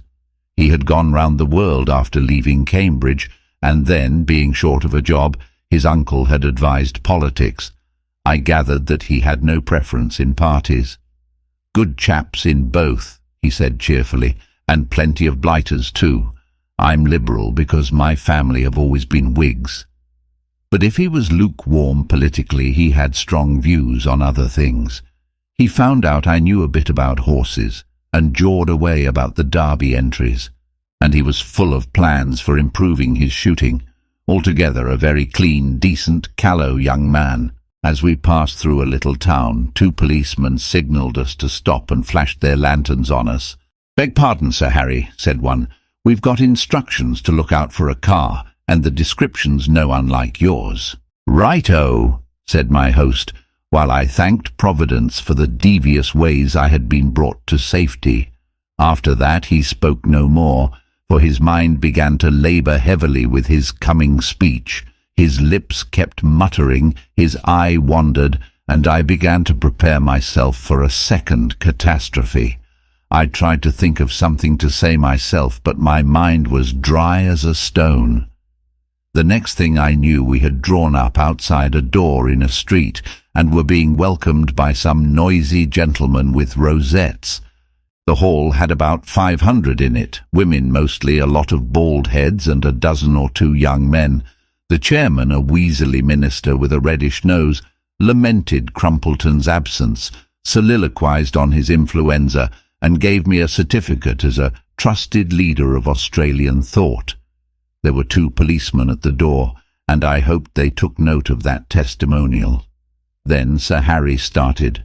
I never heard anything like it. He didn't begin to know how to talk. He had about a bushel of notes from which he read, and when he let go of them, he fell into one prolonged stutter. Every now and then he remembered a phrase he had learned by heart, straightened his back, and gave it off like Henry Irving, and the next moment he was bent double and crooning over his papers. It was the most appalling rot, too.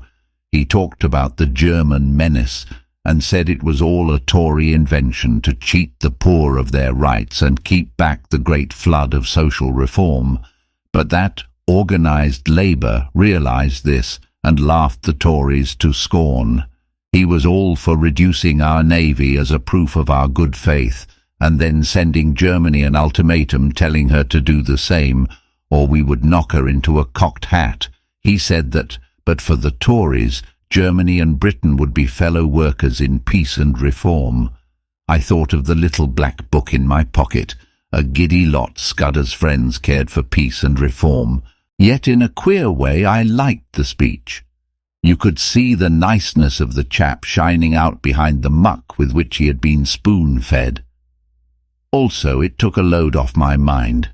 I mightn't be much of an orator, but I was 1,000% better than Sir Harry. I didn't get on so badly when it came to my turn. I simply told them all I could remember about Australia, praying there should be no Australian there, all about its Labour Party and emigration and universal service. I doubt if I remembered to mention free trade, but I said there were no Tories in Australia, only Labour and Liberals. That fetched a cheer, and I woke them up a bit when I started in to tell them the kind of glorious business I thought could be made out of the empire if we really put our backs into it. Altogether, I fancy I was rather a success. The minister didn't like me, though, and when he proposed a vote of thanks, spoke of Sir Harry's speech as statesmanlike, and mine as having the eloquence of an emigration agent. When we were in the car again, my host was in wild spirits at having got his job over. "A ripping speech, Twisden," he said. "Now, you're coming home with me. I'm all alone, and if you'll stop a day or two, I'll show you some very decent fishing." We had a hot supper, and I wanted it pretty badly, and then drank grog in a big, cheery smoking room with a crackling wood fire. I thought the time had come for me to put my cards on the table. I saw by this man's eye that he was the kind you can trust. "Listen, Sir Harry," I said, "I've something pretty important to say to you. You're a good fellow, and I'm going to be frank. Where on earth did you get that poisonous rubbish you talked tonight?" His face fell. "Was it as bad as that?" he asked ruefully. "It did sound rather thin. I got most of it out of the Progressive magazine and pamphlets that agent chap of mine keeps sending me. But you surely don't think Germany would ever go to war with us?" "Ask that question in 6 weeks and it won't need an answer," I said. "If you'll give me your attention for half an hour, I am going to tell you a story. I can see yet that bright room with the deer's heads and the old prints on the walls, Sir Harry standing restlessly on the stone curb of the hearth, and myself lying back in an armchair, speaking. I seemed to be another person, standing aside and listening to my own voice, and judging carefully the reliability of my tale. It was the first time I had ever told anyone the exact truth, so far as I understood it, and it did me no end of good, for it straightened out the thing in my own mind. I blinked no detail. He heard all about Scudder and the Milkman and the notebook and my doings in Galloway.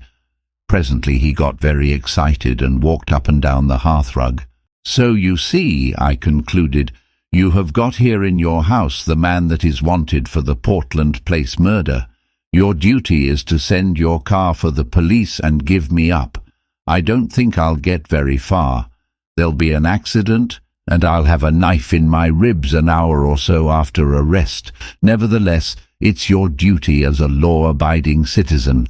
Perhaps in a month's time you'll be sorry, but you have no cause to think of that." He was looking at me with bright, steady eyes. "What was your job in Rhodesia, Mr. Hannay?" he asked. "Mining engineer," I said. "I've made my pile cleanly and I've had a good time in the making of it." "Not a profession that weakens the nerves, is it?" I laughed. "Oh, as to that, my nerves are good enough." I took down a hunting knife from a stand on the wall and did the old Mashona trick of tossing it and catching it in my lips. That wants a pretty steady heart. He watched me with a smile. "I don't want proofs. I may be an ass on the platform, but I can size up a man. You're no murderer and you're no fool, and I believe you're speaking the truth. I'm going to back you up. Now what can I do? First, I want you to write a letter to your uncle. I've got to get in touch with the government people sometime before the 15th of June. He pulled his moustache. "That won't help you. This is Foreign Office business and my uncle would have nothing to do with it. Besides, you'd never convince him. No, I'll go one better. I'll write to the permanent secretary at the Foreign Office. He's my godfather and one of the best going. What do you want?" He sat down at a table and wrote to my dictation. The gist of it was that if a man called Twisden, I thought I had better stick to that name, turned up before June 15th, he was to entreat him kindly. He said Twisden would prove his bona fides by passing the word Black Stone and whistling Annie Laurie. "Good," said Sir Harry. "That's the proper style. By the way, you'll find my godfather, his name's Sir Walter Bullivant, down at his country cottage for Whitsuntide. It's close to Artinswell on the Kennet. That's done. Now what's the next thing? You're about my height. Lend me the oldest tweed suit you've got. Anything will do, so long as the colour is the opposite of the clothes I destroyed this afternoon. Then show me a map of the neighbourhood and explain to me the lie of the land. Lastly, if the police come seeking me, just show them the car in the glen. If the other lot turn up, tell them I caught the South Express after your meeting." He did, or promised to do, all these things. I shaved off the remnants of my moustache and got inside an ancient suit of what I believe is called heather mixture. The map gave me some notion of my whereabouts and told me the two things I wanted to know: where the main railway to the south could be joined, and what were the wildest districts near at hand.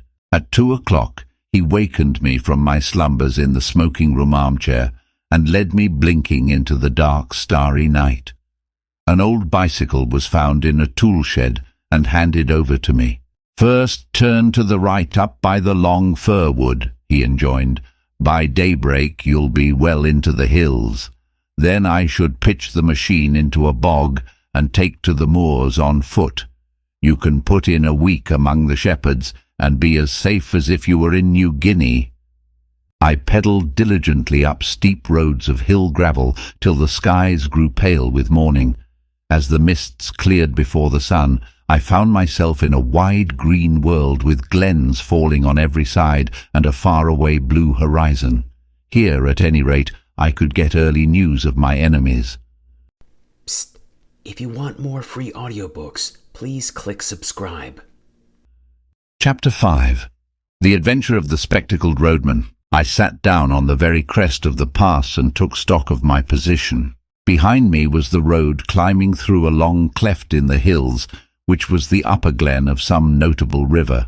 In front was a flat space of maybe a mile, all pitted with bog holes and rough with tussocks, and then beyond it the road fell steeply down another glen to a plain whose blue dimness melted into the distance.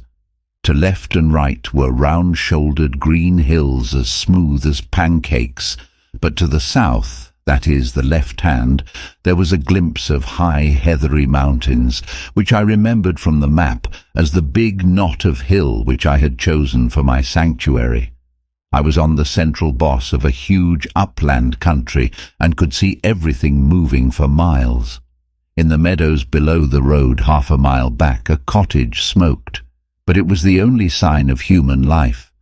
Otherwise there was only the calling of plovers and the tinkling of little streams. It was now about 7 o'clock, and as I waited, I heard once again that ominous beat in the air. Then I realized that my vantage ground might be in reality a trap. There was no cover for a tomtit in those bald green places. I sat quite still and hopeless while the beat grew louder. Then I saw an aeroplane coming up from the east. It was flying high, but as I looked it dropped several hundred feet and began to circle round the knot of hill in narrowing circles, just as a hawk wheels before it pounces. Now it was flying very low, and now the observer on board caught sight of me. I could see one of the two occupants examining me through glasses. Suddenly it began to rise in swift whirls, and the next I knew it was speeding eastward again till it became a speck in the blue morning. That made me do some savage thinking. My enemies had located me, and the next thing would be a cordon round me. I didn't know what force they could command, but I was certain it would be sufficient. The aeroplane had seen my bicycle and would conclude that I would try to escape by the road. In that case there might be a chance on the moors to the right or left. I wheeled the machine 100 yards from the highway and plunged it into a moss hole, where it sank among pondweed and water buttercups. Then I climbed to a knoll, which gave me a view of the two valleys. Nothing was stirring on the long white ribbon that threaded them. I have said there was not cover in the whole place to hide a rat. As the day advanced, it was flooded with soft, fresh light, till it had the fragrant sunniness of the South African veld. At other times I would have liked the place, but now it seemed to suffocate me.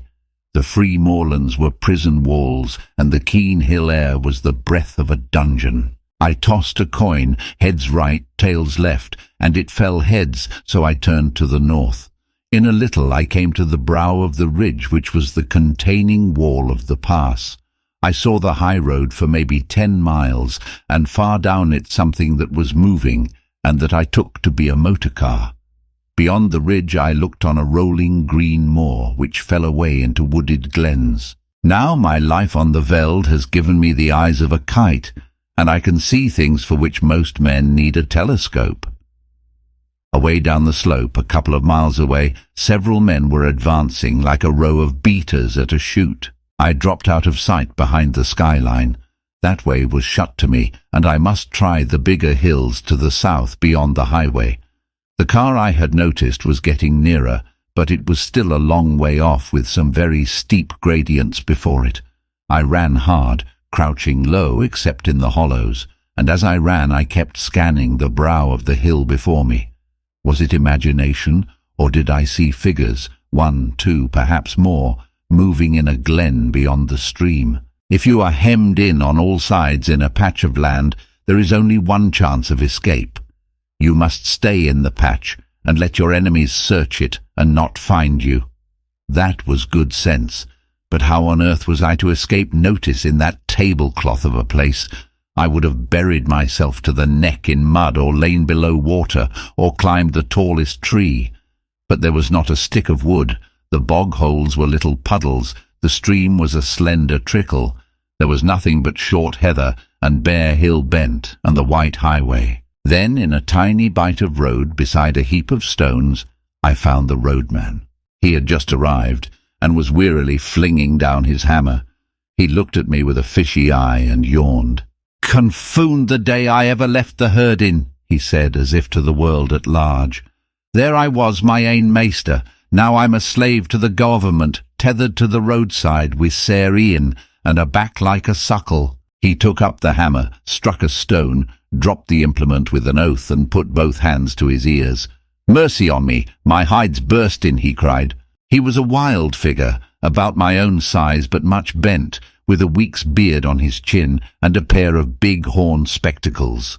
"I canna date," he cried again. "The surveyor maun just report me. I'm for my bed." I asked him what was the trouble, though indeed that was clear enough. "The trouble is that I'm no sober.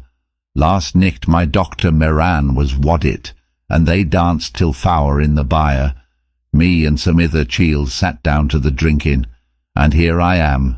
Pity that I ever look it on the wine when it was red. I agreed with him about bed. It's easy speaking, he moaned, but I got a postcard yesterday saying that the new road surveyor would be round the day. He'll come and he'll no find me, or else he'll find me foe, and either way I'm a done man. I'll away back to my bed and say I'm no wheel, but I doot that'll no help me, for they ken my kind of no wheelness. Then I had an inspiration. Does the new surveyor know you? I asked. Know him. He's just been a week at the job. He rins about in a wee motor car and wad spear the inside out of a whelk. Where's your house? I asked, and was directed by a wavering finger to the cottage by the stream. Well, back to your bed, I said, and sleep in peace.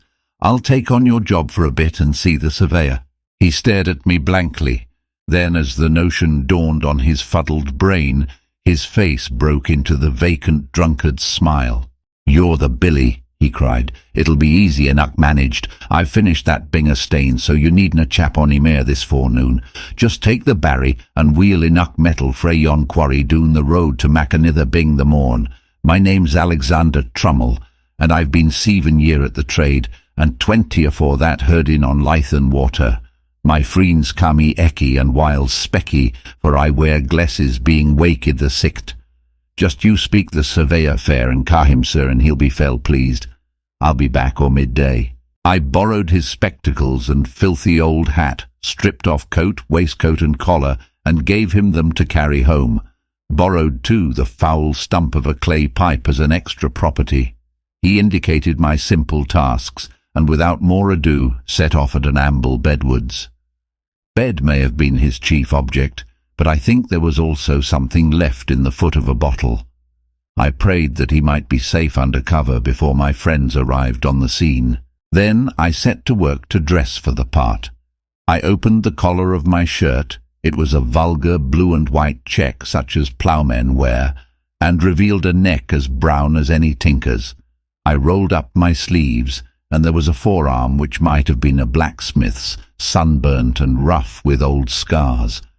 I got my boots and trouser legs all white from the dust of the road, and hitched up my trousers, tying them with string below the knee. Then I set to work on my face. With a handful of dust I made a watermark round my neck, the place where Mr. Turnbull's Sunday ablutions might be expected to stop. I rubbed a good deal of dirt also into the sunburn of my cheeks. A roadman's eyes would no doubt be a little inflamed, so I contrived to get some dust in both of mine, and by dint of vigorous rubbing produced a bleary effect.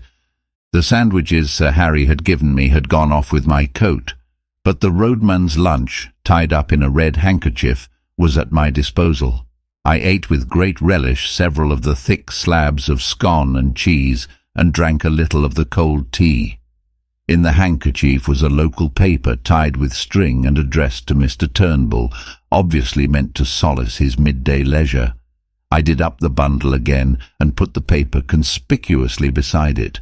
My boots did not satisfy me, but by dint of kicking among the stones I reduced them to the granite-like surface which marks a roadman's footgear. Then I bit and scraped my fingernails till the edges were all cracked and uneven. The men I was matched against would miss no detail. I broke one of the bootlaces and retied it in a clumsy knot, and loosed the other so that my thick grey socks bulged over the uppers. Still no sign of anything on the road. The motor I had observed half an hour ago must have gone home. My toilet complete, I took up the barrow and began my journeys to and from the quarry 100 yards off. I remember an old scout in Rhodesia, who had done many queer things in his day, once telling me that the secret of playing a part was to think yourself into it. You could never keep it up, he said, unless you could manage to convince yourself that you were it. So I shut off all other thoughts and switched them on to the road mending. I thought of the little white cottage as my home. I recalled the years I had spent herding on Lythen water. I made my mind dwell lovingly on sleep in a box bed and a bottle of cheap whisky. Still nothing appeared on that long white road. Now and then a sheep wandered off the heather to stare at me. A heron flopped down to a pool in the stream and started to fish, taking no more notice of me than if I had been a milestone. On I went, trundling my loads of stone with the heavy step of the professional. Soon I grew warm, and the dust on my face changed into solid and abiding grit. I was already counting the hours till evening should put a limit to Mr. Turnbull's monotonous toil. Suddenly a crisp voice spoke from the road, and looking up I saw a little Ford two-seater and a round-faced young man in a bowler hat. "Are you Alexander Turnbull?" he asked. "I am the new county road surveyor. You live at Black Hopefoot and have charge of the section from Laidlaw Byres to the Riggs?" "Good. A fair bit of road, Turnbull, and not badly engineered. A little soft about a mile off, and the edges want cleaning. See you look after that. Good morning. You'll know me the next time you see me." Clearly my get-up was good enough for the dreaded surveyor. I went on with my work, and as the morning grew towards noon, I was cheered by a little traffic. A baker's van breasted the hill and sold me a bag of ginger biscuits, which I stowed in my trouser pockets against emergencies. Then a herd passed with sheep and disturbed me somewhat by asking loudly what had become of Specky. "In bed with a colic," I replied, and the herd passed on. Just about midday a big car stole down the hill, glided past and drew up 100 yards beyond. Its 3 occupants descended as if to stretch their legs and sauntered towards me. 2 of the men I had seen before from the window of the Galloway Inn, one lean, sharp and dark, the other comfortable and smiling. The third had the look of a countryman, a vet perhaps, or a small farmer. He was dressed in ill-cut knickerbockers, and the eye in his head was as bright and wary as a hen's. "Morning," said the last. "That's a fine easy job of yours." I had not looked up on their approach, and now, when accosted, I slowly and painfully straightened my back, after the manner of roadmen, spat vigorously, after the manner of the low Scot, and regarded them steadily before replying. I confronted 3 pairs of eyes that missed nothing. "There's war jobs and there's better," I said sententiously. "I would rather hae yours, sitting a day on your hinderlands on the cushions. It's you and your muckle cores that wreck my roads. If we had ower ricks, ye should be made to mend what ye break." The bright-eyed man was looking at the newspaper lying beside Turnbull's bundle. "I see you get your papers in good time," he said. I glanced at it casually. "Aye, in good time, seeing that paper came out last Saturday. I'm just 6 days late." He picked it up, glanced at the superscription, and laid it down again. One of the others had been looking at my boots, and a word in German called the speaker's attention to them. "You've a fine taste in boots," he said. "These were never made by a country shoemaker." "They were not," I said readily. "They were made in London. I got them frae the gentleman that was here last year for the shooting. What was his name now?" And I scratched a forgetful head. Again the sleek one spoke in German. "Let us get on," he said. "This fellow is all right." They asked one last question. "Did you see anyone pass early this morning? He might be on a bicycle or he might be on foot." I very nearly fell into the trap and told a story of a bicyclist hurrying past in the grey dawn, but I had the sense to see my danger. I pretended to consider very deeply. "I wasna up very early," I said. "You see, my doctor was merrit last nicht, and we keepit it up late. I opened the house door about 7, and there was naebody on the road then. Since I came up here, there has just been the baker and the Roochill herd, besides you gentlemen." One of them gave me a cigar, which I smelt gingerly and stuck in Turnbull's bundle. They got into their car and were out of sight in 3 minutes. My heart leapt with an enormous relief, but I went on wheeling my stones. It was as well, for 10 minutes later the car returned, one of the occupants waving a hand to me. Those gentry left nothing to chance. I finished Turnbull's bread and cheese, and pretty soon I had finished the stones. The next step was what puzzled me. I could not keep up this road-making business for long. A merciful providence had kept Mr. Turnbull indoors, but if he appeared on the scene there would be trouble. I had a notion that the cordon was still tight round the glen, and that if I walked in any direction I should meet with questioners, but get out I must. No man's nerve could stand more than a day of being spied on. I stayed at my post till 5 o'clock. By that time I had resolved to go down to Turnbull's cottage at nightfall and take my chance of getting over the hills in the darkness. But suddenly a new car came up the road and slowed down a yard or two from me. A fresh wind had risen, and the occupant wanted to light a cigarette. It was a touring car, with the tonneau full of an assortment of baggage. One man sat in it, and by an amazing chance I knew him. His name was Marmaduke Jopley, and he was an offence to creation. He was a sort of blood stockbroker who did his business by toadying eldest sons and rich young peers and foolish old ladies. Marmy was a familiar figure, I understood, at balls and polo weeks and country houses. He was an adroit scandal-monger and would crawl a mile on his belly to anything that had a title or a million. I had a business introduction to his firm when I came to London, and he was good enough to ask me to dinner at his club. There he showed off at a great rate and pattered about his duchesses till the snobbery of the creature turned me sick. I asked a man afterwards why nobody kicked him, and was told that Englishmen reverenced the weaker sex. Anyhow, there he was now, nattily dressed in a fine new car, obviously on his way to visit some of his smart friends. A sudden daftness took me, and in a second I had jumped into the tonneau and had him by the shoulder. "Hullo, Jopley," I sang out. "Well met, my lad." He got a horrid fright. His chin dropped as he stared at me. "Who the devil are you?" he gasped. "My name's Hannay," I said. "From Rhodesia, you remember." "Good God, the murderer," he choked. "Just so, and there'll be a second murder, my dear, if you don't do as I tell you. Give me that coat of yours, that cap too." He did as he was bid, for he was blind with terror. Over my dirty trousers and vulgar shirt, I put on his smart driving coat, which buttoned high at the top, and thereby hid the deficiencies of my collar. I stuck the cap on my head and added his gloves to my get-up. The dusty roadman in a minute was transformed into one of the neatest motorists in Scotland. On Mr. Jopley's head I clapped Turnbull's unspeakable hat and told him to keep it there. Then with some difficulty I turned the car. My plan was to go back the road he had come, for the watchers, having seen it before, would probably let it pass unremarked, and Marmy's figure was in no way like mine. "Now, my child," I said, "sit quite still and be a good boy. I mean you no harm. I'm only borrowing your car for an hour or two, but if you play me any tricks, and above all if you open your mouth, as sure as there's a God above me, I'll wring your neck. Savez?" I enjoyed that evening's ride.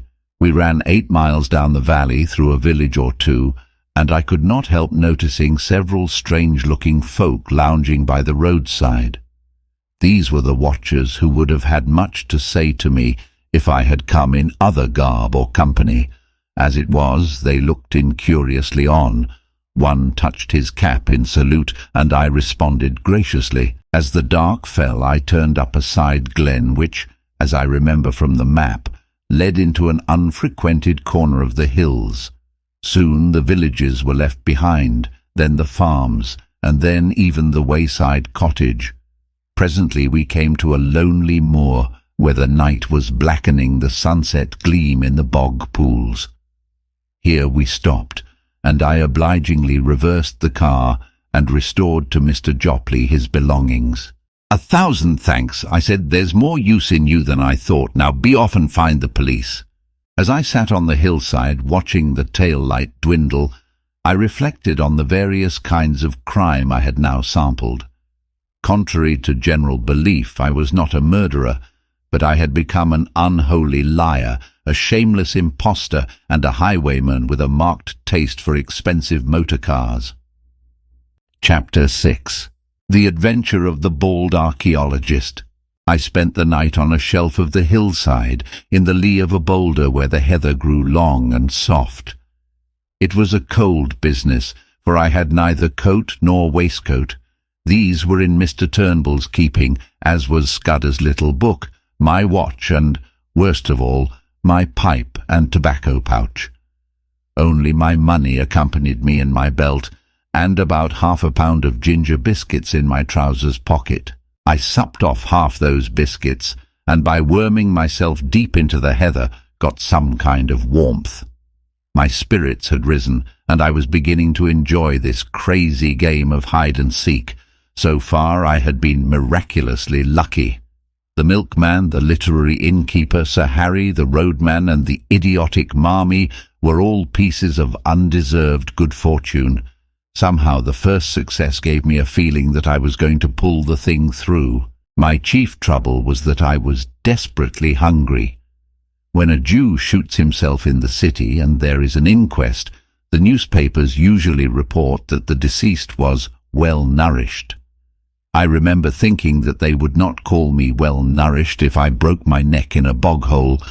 I lay and tortured myself, for the ginger biscuits merely emphasized the aching void, with the memory of all the good food I had thought so little of in London. There were Paddock's crisp sausages and fragrant shavings of bacon and shapely poached eggs. How often I had turned up my nose at them. There were the cutlets they did at the club, and a particular ham that stood on the cold table, for which my soul lusted.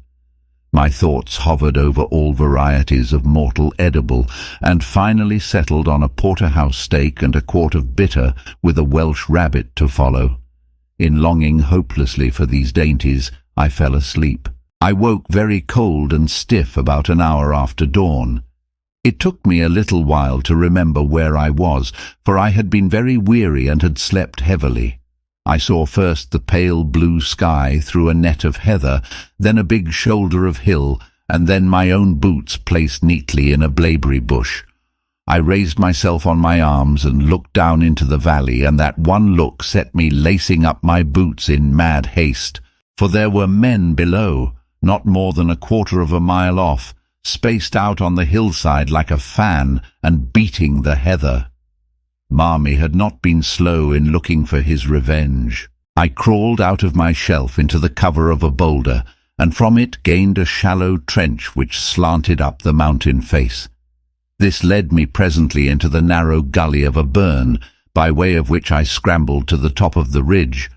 From there I looked back and saw that I was still undiscovered. My pursuers were patiently quartering the hillside and moving upwards. Keeping behind the skyline, I ran for maybe half a mile, till I judged I was above the uppermost end of the glen. Then I showed myself, and was instantly noted by one of the flankers, who passed the word to the others. I heard cries coming up from below, and saw that the line of search had changed its direction. I pretended to retreat over the skyline, but instead went back the way I had come, and in 20 minutes was behind the ridge overlooking my sleeping place. From that viewpoint, I had the satisfaction of seeing the pursuit streaming up the hill at the top of the glen on a hopelessly false scent. I had before me a choice of routes, and I chose a ridge which made an angle with the one I was on, and so would soon put a deep glen between me and my enemies. The exercise had warmed my blood, and I was beginning to enjoy myself amazingly. As I went, I breakfasted on the dusty remnants of the ginger biscuits. I knew very little about the country, and I hadn't a notion what I was going to do. I trusted to the strength of my legs, but I was well aware that those behind me would be familiar with the lie of the land, and that my ignorance would be a heavy handicap. I saw in front of me a sea of hills rising very high towards the south, but northwards breaking down into broad ridges which separated wide and shallow dales. The ridge I had chosen seemed to sink after a mile or two to a moor which lay like a pocket in the uplands. That seemed as good a direction to take as any other.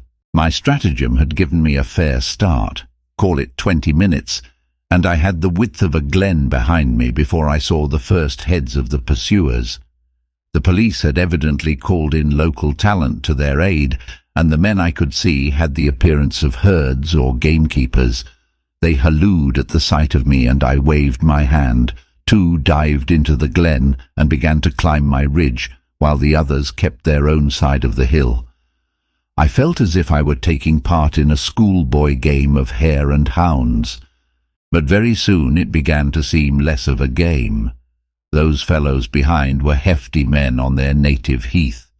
Looking back, I saw that only 3 were following direct, and I guessed that the others had fetched a circuit to cut me off. My lack of local knowledge might very well be my undoing, and I resolved to get out of this tangle of glens to the pocket of moor I had seen from the tops. I must so increase my distance as to get clear away from them, and I believed I could do this if I could find the right ground for it. If there had been cover, I would have tried a bit of stalking, but on these bare slopes you could see a fly a mile off. My hope must be in the length of my legs and the soundness of my wind, but I needed easier ground for that, for I was not bred a mountaineer. How I longed for a good Afrikander pony. I put on a great spurt and got off my ridge and down into the moor before any figures appeared on the skyline behind me. I crossed a burn and came out on a high road which made a pass between 2 glens. All in front of me was a big field of heather sloping up to a crest which was crowned with an odd feather of trees. In the dike by the roadside was a gate from which a grass-grown track led over the first wave of the moor. I jumped the dike and followed it, and after a few hundred yards, as soon as it was out of sight of the highway, the grass stopped and it became a very respectable road, which was evidently kept with some care. Clearly it ran to a house, and I began to think of doing the same. Hitherto my luck had held, and it might be that my best chance would be found in this remote dwelling. Anyhow, there were trees there, and that meant cover. I did not follow the road, but the burnside which flanked it on the right, where the bracken grew deep and the high banks made a tolerable screen.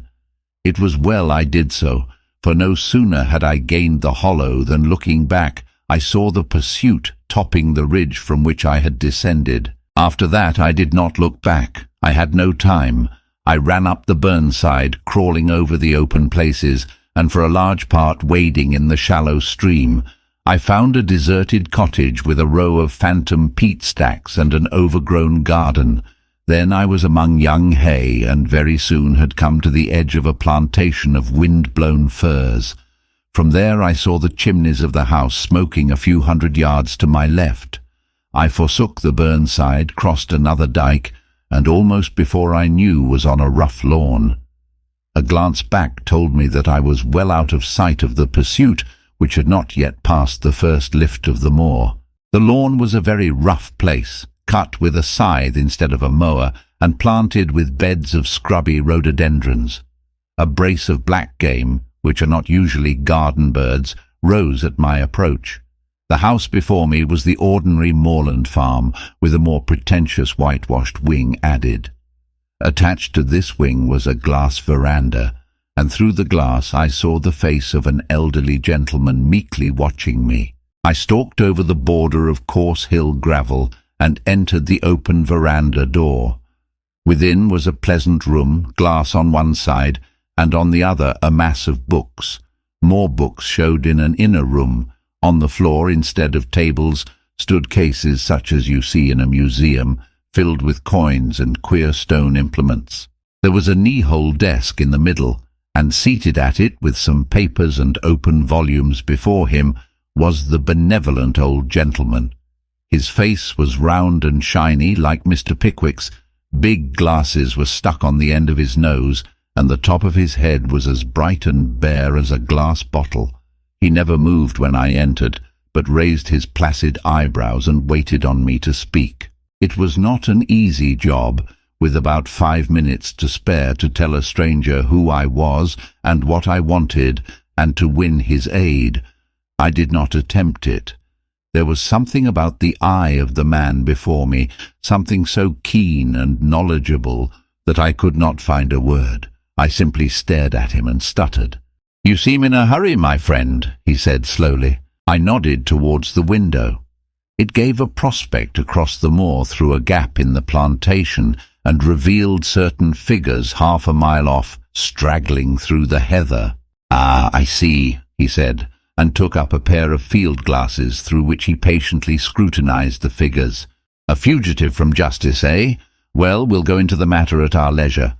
Meantime, I object to my privacy being broken in upon by the clumsy rural policeman. Go into my study and you will see 2 doors facing you. Take the one on the left and close it behind you. You will be perfectly safe." And this extraordinary man took up his pen again. I did as I was bid, and found myself in a little dark chamber which smelt of chemicals, and was lit only by a tiny window high up in the wall. The door had swung behind me with a click like the door of a safe. Once again I had found an unexpected sanctuary.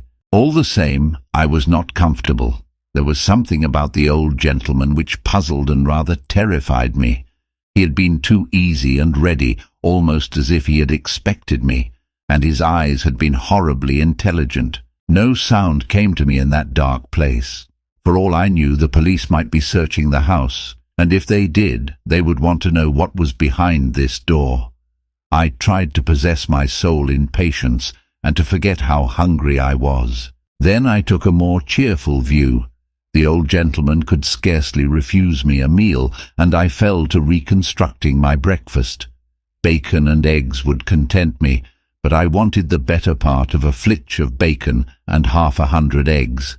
And then, while my mouth was watering in anticipation, there was a click and the door stood open. I emerged into the sunlight to find the master of the house sitting in a deep armchair in the room he called his study, and regarding me with curious eyes. "Have they gone?" I asked. "They have gone. I convinced them that you had crossed the hill. I do not choose that the police should come between me and one whom I am delighted to honour. This is a lucky morning for you, Mr. Richard Hannay." As he spoke, his eyelids seemed to tremble and to fall a little over his keen grey eyes. In a flash the phrase of Scudder's came back to me when he had described the man he most dreaded in the world. He had said that he could hood his eyes like a hawk. Then I saw that I had walked straight into the enemy's headquarters. My first impulse was to throttle the old ruffian and make for the open air. He seemed to anticipate my intention, for he smiled gently and nodded to the door behind me. I turned and saw 2 men-servants who had me covered with pistols. He knew my name, but he had never seen me before, and as the reflection darted across my mind, I saw a slender chance. "I don't know what you mean," I said roughly. "And who are you calling Richard Hannay? My name's Ainsley." "So?" he said, still smiling. "But of course you have others. We won't quarrel about a name." I was pulling myself together now, and I reflected that my garb, lacking coat and waistcoat and collar, would at any rate not betray me. I put on my surliest face and shrugged my shoulders. "I suppose you're going to give me up after all, and I call it a damned dirty trick. My God, I wish I'd never seen that cursed motor car. Here's the money and be damned to you." And I flung 4 sovereigns on the table. He opened his eyes a little. "Oh no, I shall not give you up. My friends and I will have a little private settlement with you, that is all. You know a little too much, Mr. Hannay.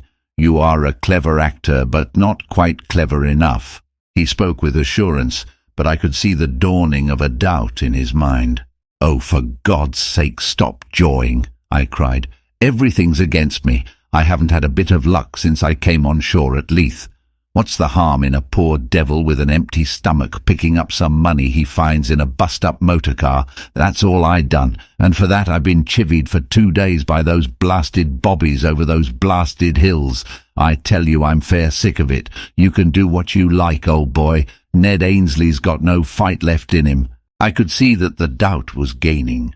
"Will you oblige me with the story of your recent doings?" he asked.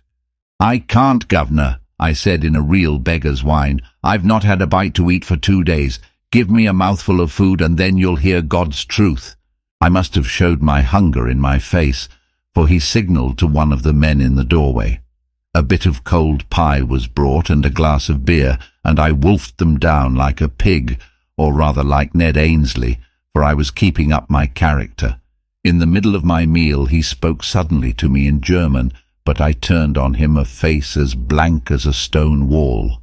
Then I told him my story, how I had come off an Archangel ship at Leith a week ago and was making my way overland to my brother at Wigtown. I had run short of cash. I hinted vaguely at a spree, and I was pretty well on my uppers when I had come on a hole in a hedge and, looking through, had seen a big motor car lying in the burn. I had poked about to see what had happened and had found 3 sovereigns lying on the seat and 1 on the floor. There was nobody there or any sign of an owner, so I had pocketed the cash. But somehow the law had got after me. When I had tried to change a sovereign in a baker's shop, the woman had cried on the police, and a little later, when I was washing my face in a burn, I had been nearly gripped and had only got away by leaving my coat and waistcoat behind me. "They can have the money back," I cried. "For a fat lot of good it's done me. Those perishers are all down on a poor man. Now if it had been you, governor, that had found the quids, nobody would have troubled you." "You're a good liar, Hannay," he said. I flew into a rage. "Stop fooling, damn you. I tell you my name's Ainsley, and I never heard of anyone called Hannay in my born days. I'd sooner have the police than you with your Hannays and your monkey-faced pistol tricks." "No, governor, I beg pardon. I don't mean that. I'm much obliged to you for the grub, and I'll thank you to let me go now the coast's clear." It was obvious that he was badly puzzled. You see, he had never seen me, and my appearance must have altered considerably from my photographs, if he had got one of them. I was pretty smart and well-dressed in London, and now I was a regular tramp. "I do not propose to let you go. If you are what you say you are, you will soon have a chance of clearing yourself. If you are what I believe you are, I do not think you will see the light much longer." He rang a bell, and a third servant appeared from the veranda. "I want the Lanchester in 5 minutes," he said. "There will be 3 to luncheon." Then he looked steadily at me, and that was the hardest ordeal of all. There was something weird and devilish in those eyes, cold, malignant, unearthly, and most hellishly clever. They fascinated me like the bright eyes of a snake.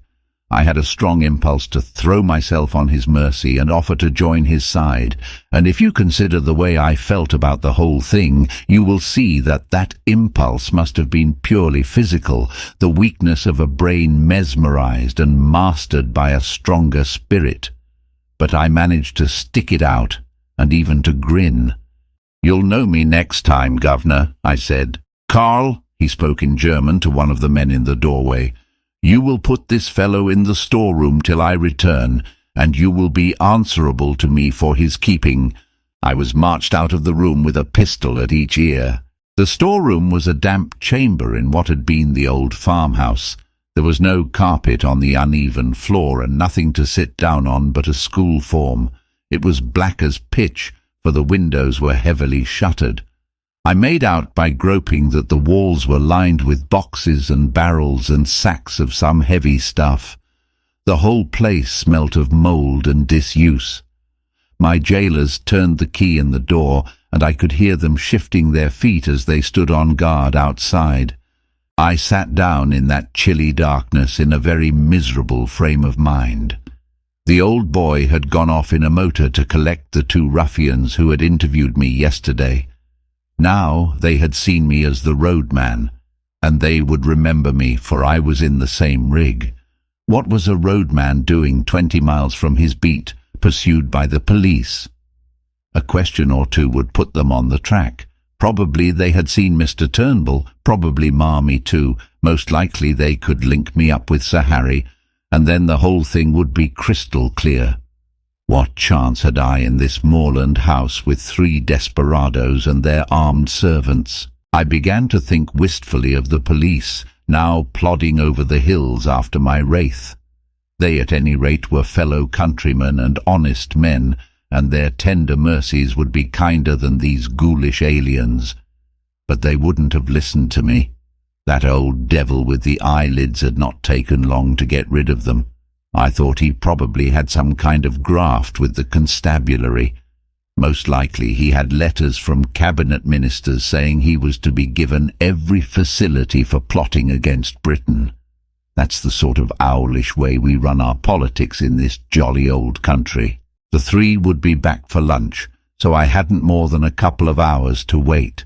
It was simply waiting on destruction, for I could see no way out of this mess. I wished that I had Scudder's courage, for I am free to confess I didn't feel any great fortitude.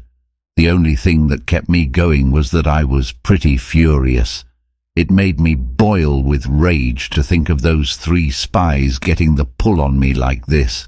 I hoped that at any rate I might be able to twist one of their necks before they downed me. The more I thought of it, the angrier I grew, and I had to get up and move about the room. I tried the shutters, but they were the kind that lock with a key, and I couldn't move them. From the outside came the faint clucking of hens in the warm sun. Then I groped among the sacks and boxes. I couldn't open the latter, and the sacks seemed to be full of things like dog biscuits that smelt of cinnamon. But, as I circumnavigated the room, I found a handle in the wall which seemed worth investigating. It was the door of a wall cupboard, what they call a press in Scotland, and it was locked. I shook it, and it seemed rather flimsy.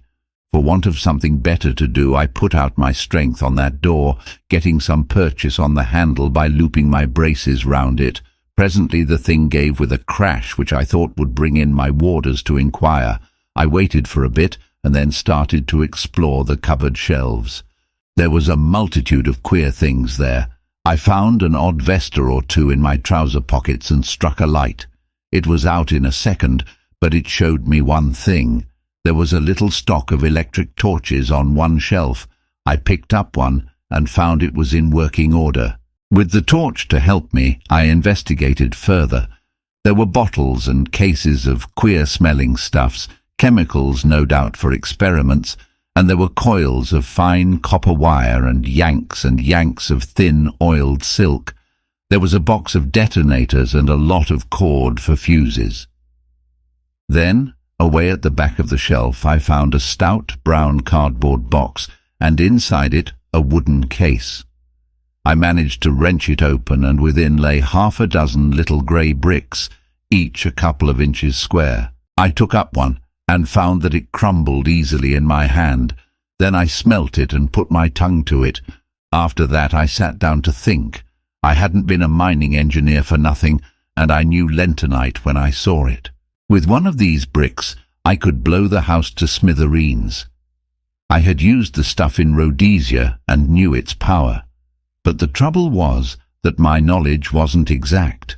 I had forgotten the proper charge and the right way of preparing it, and I wasn't sure about the timing. I had only a vague notion, too, as to its power, for though I had used it, I had not handled it with my own fingers. But it was a chance, the only possible chance. It was a mighty risk, but against it was an absolute black certainty. If I used it, the odds were, as I reckoned, about 5 to 1 in favour of my blowing myself into the treetops. But if I didn't, I should very likely be occupying a 6-foot hole in the garden by the evening. That was the way I had to look at it. The prospect was pretty dark either way, but anyhow there was a chance, both for myself and for my country. The remembrance of little Scudder decided me. It was about the beastliest moment of my life, for I'm no good at these cold-blooded resolutions.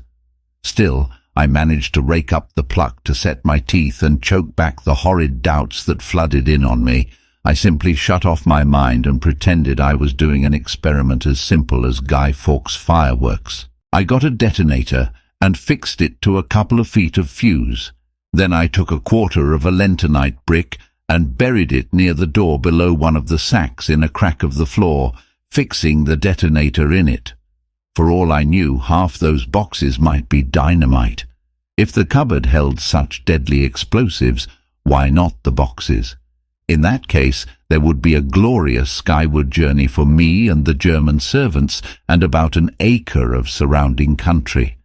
There was also the risk that the detonation might set off the other bricks in the cupboard, for I had forgotten most that I knew about lentonite. But it didn't do to begin thinking about the possibilities. The odds were horrible, but I had to take them. I ensconced myself just below the sill of the window and lit the fuse. Then I waited for a moment or two. There was dead silence, only a shuffle of heavy boots in the passage and the peaceful cluck of hens from the warm out-of-doors. I commended my soul to my Maker and wondered where I would be in 5 seconds. A great wave of heat seemed to surge upwards from the floor and hang for a blistering instant in the air. Then the wall opposite me flashed into a golden yellow and dissolved with a rending thunder that hammered my brain into a pulp. Something dropped on me, catching the point of my left shoulder, and then I think I became unconscious. My stupor can scarcely have lasted beyond a few seconds.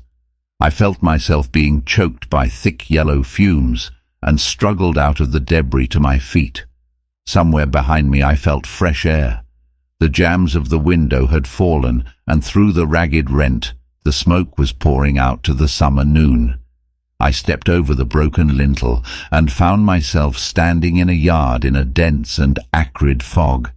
I felt very sick and ill, but I could move my limbs, and I staggered blindly forward away from the house. A small mill-lade ran in a wooden aqueduct at the other side of the yard, and into this I fell. The cool water revived me, and I had just enough wits left to think of escape. I squirmed up the lade among the slippery green slime till I reached the mill wheel. Then I wriggled through the axle hole into the old mill and tumbled onto a bed of chaff. A nail caught the seat of my trousers, and I left a wisp of heather mixture behind me. The mill had been long out of use. The ladders were rotten with age, and in the loft the rats had gnawed great holes in the floor. Nausea shook me, and a wheel in my head kept turning, while my left shoulder and arm seemed to be stricken with the palsy. I looked out of the window and saw a fog still hanging over the house, and smoke escaping from an upper window. Please God I had set the place on fire, for I could hear confused cries coming from the other side. But I had no time to linger, since this mill was obviously a bad hiding place. Anyone looking for me would naturally follow the lade, and I made certain the search would begin as soon as they found that my body was not in the storeroom. From another window I saw that on the far side of the mill stood an old stone dovecot. If I could get there without leaving tracks, I might find a hiding place, for I argued that my enemies, if they thought I could move, would conclude I had made for open country and would go seeking me on the moor. I crawled down the broken ladder, scattering chaff behind me to cover my footsteps. I did the same on the mill floor and on the threshold where the door hung on broken hinges. Peeping out, I saw that between me and the dovecot was a piece of bare cobbled ground where no footmarks would show. Also, it was mercifully hid by the mill buildings from any view from the house. I slipped across the space, got to the back of the dovecot, and prospected a way of ascent. That was one of the hardest jobs I ever took on. My shoulder and arm ached like hell, and I was so sick and giddy that I was always on the verge of falling.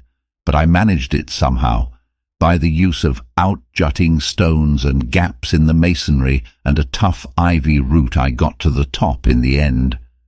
There was a little parapet behind which I found space to lie down. Then I proceeded to go off into an old-fashioned swoon. I woke with a burning head and the sun glaring in my face.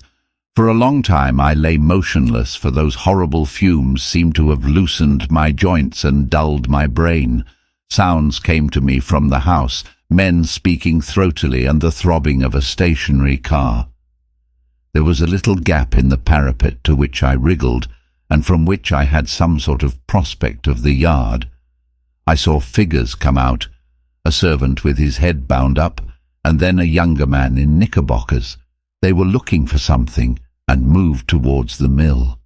Then one of them caught sight of the wisp of cloth on the nail and cried out to the other. They both went back to the house and brought 2 more to look at it. I saw the rotund figure of my late captor, and I thought I made out the man with the lisp. I noticed that all had pistols. For half an hour they ransacked the mill. I could hear them kicking over the barrels and pulling up the rotten planking.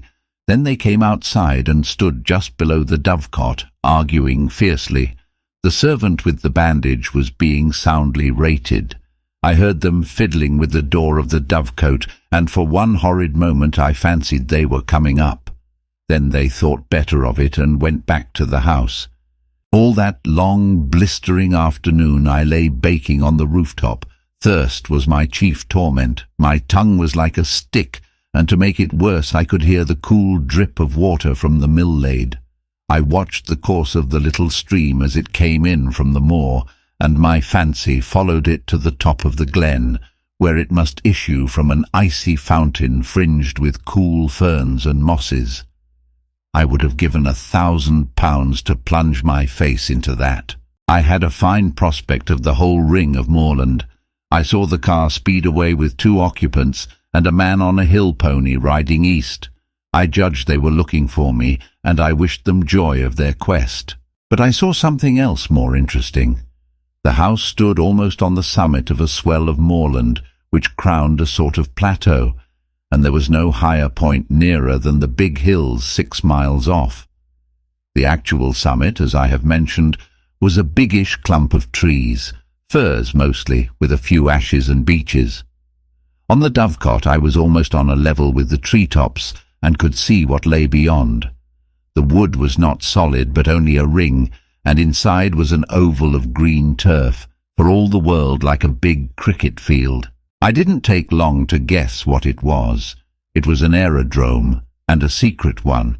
The place had been most cunningly chosen, for suppose anyone were watching an aeroplane descending here, he would think it had gone over the hill beyond the trees.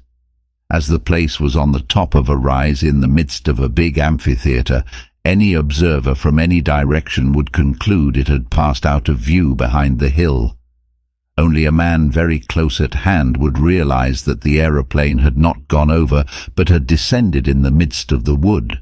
An observer with a telescope on one of the higher hills might have discovered the truth, but only herds went there, and herds do not carry spy-glasses.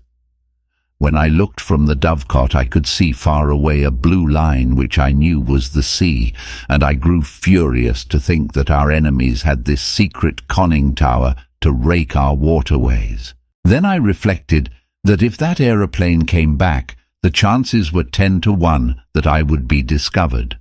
So through the afternoon I lay and prayed for the coming of darkness, and glad I was when the sun went down over the big western hills and the twilight haze crept over the moor. The aeroplane was late. The gloaming was far advanced when I heard the beat of wings and saw it volplaning downward to its home in the wood. Lights twinkled for a bit, and there was much coming and going from the house. Then the dark fell, and silence. Thank God it was a black night. The moon was well on its last quarter, and would not rise till late. My thirst was too great to allow me to tarry, so about 9 o'clock, so far as I could judge, I started to descend. It wasn't easy, and halfway down I heard the back door of the house open and saw the gleam of a lantern against the mill wall. For some agonizing minutes I hung by the ivy and prayed that whoever it was would not come round by the dovecot.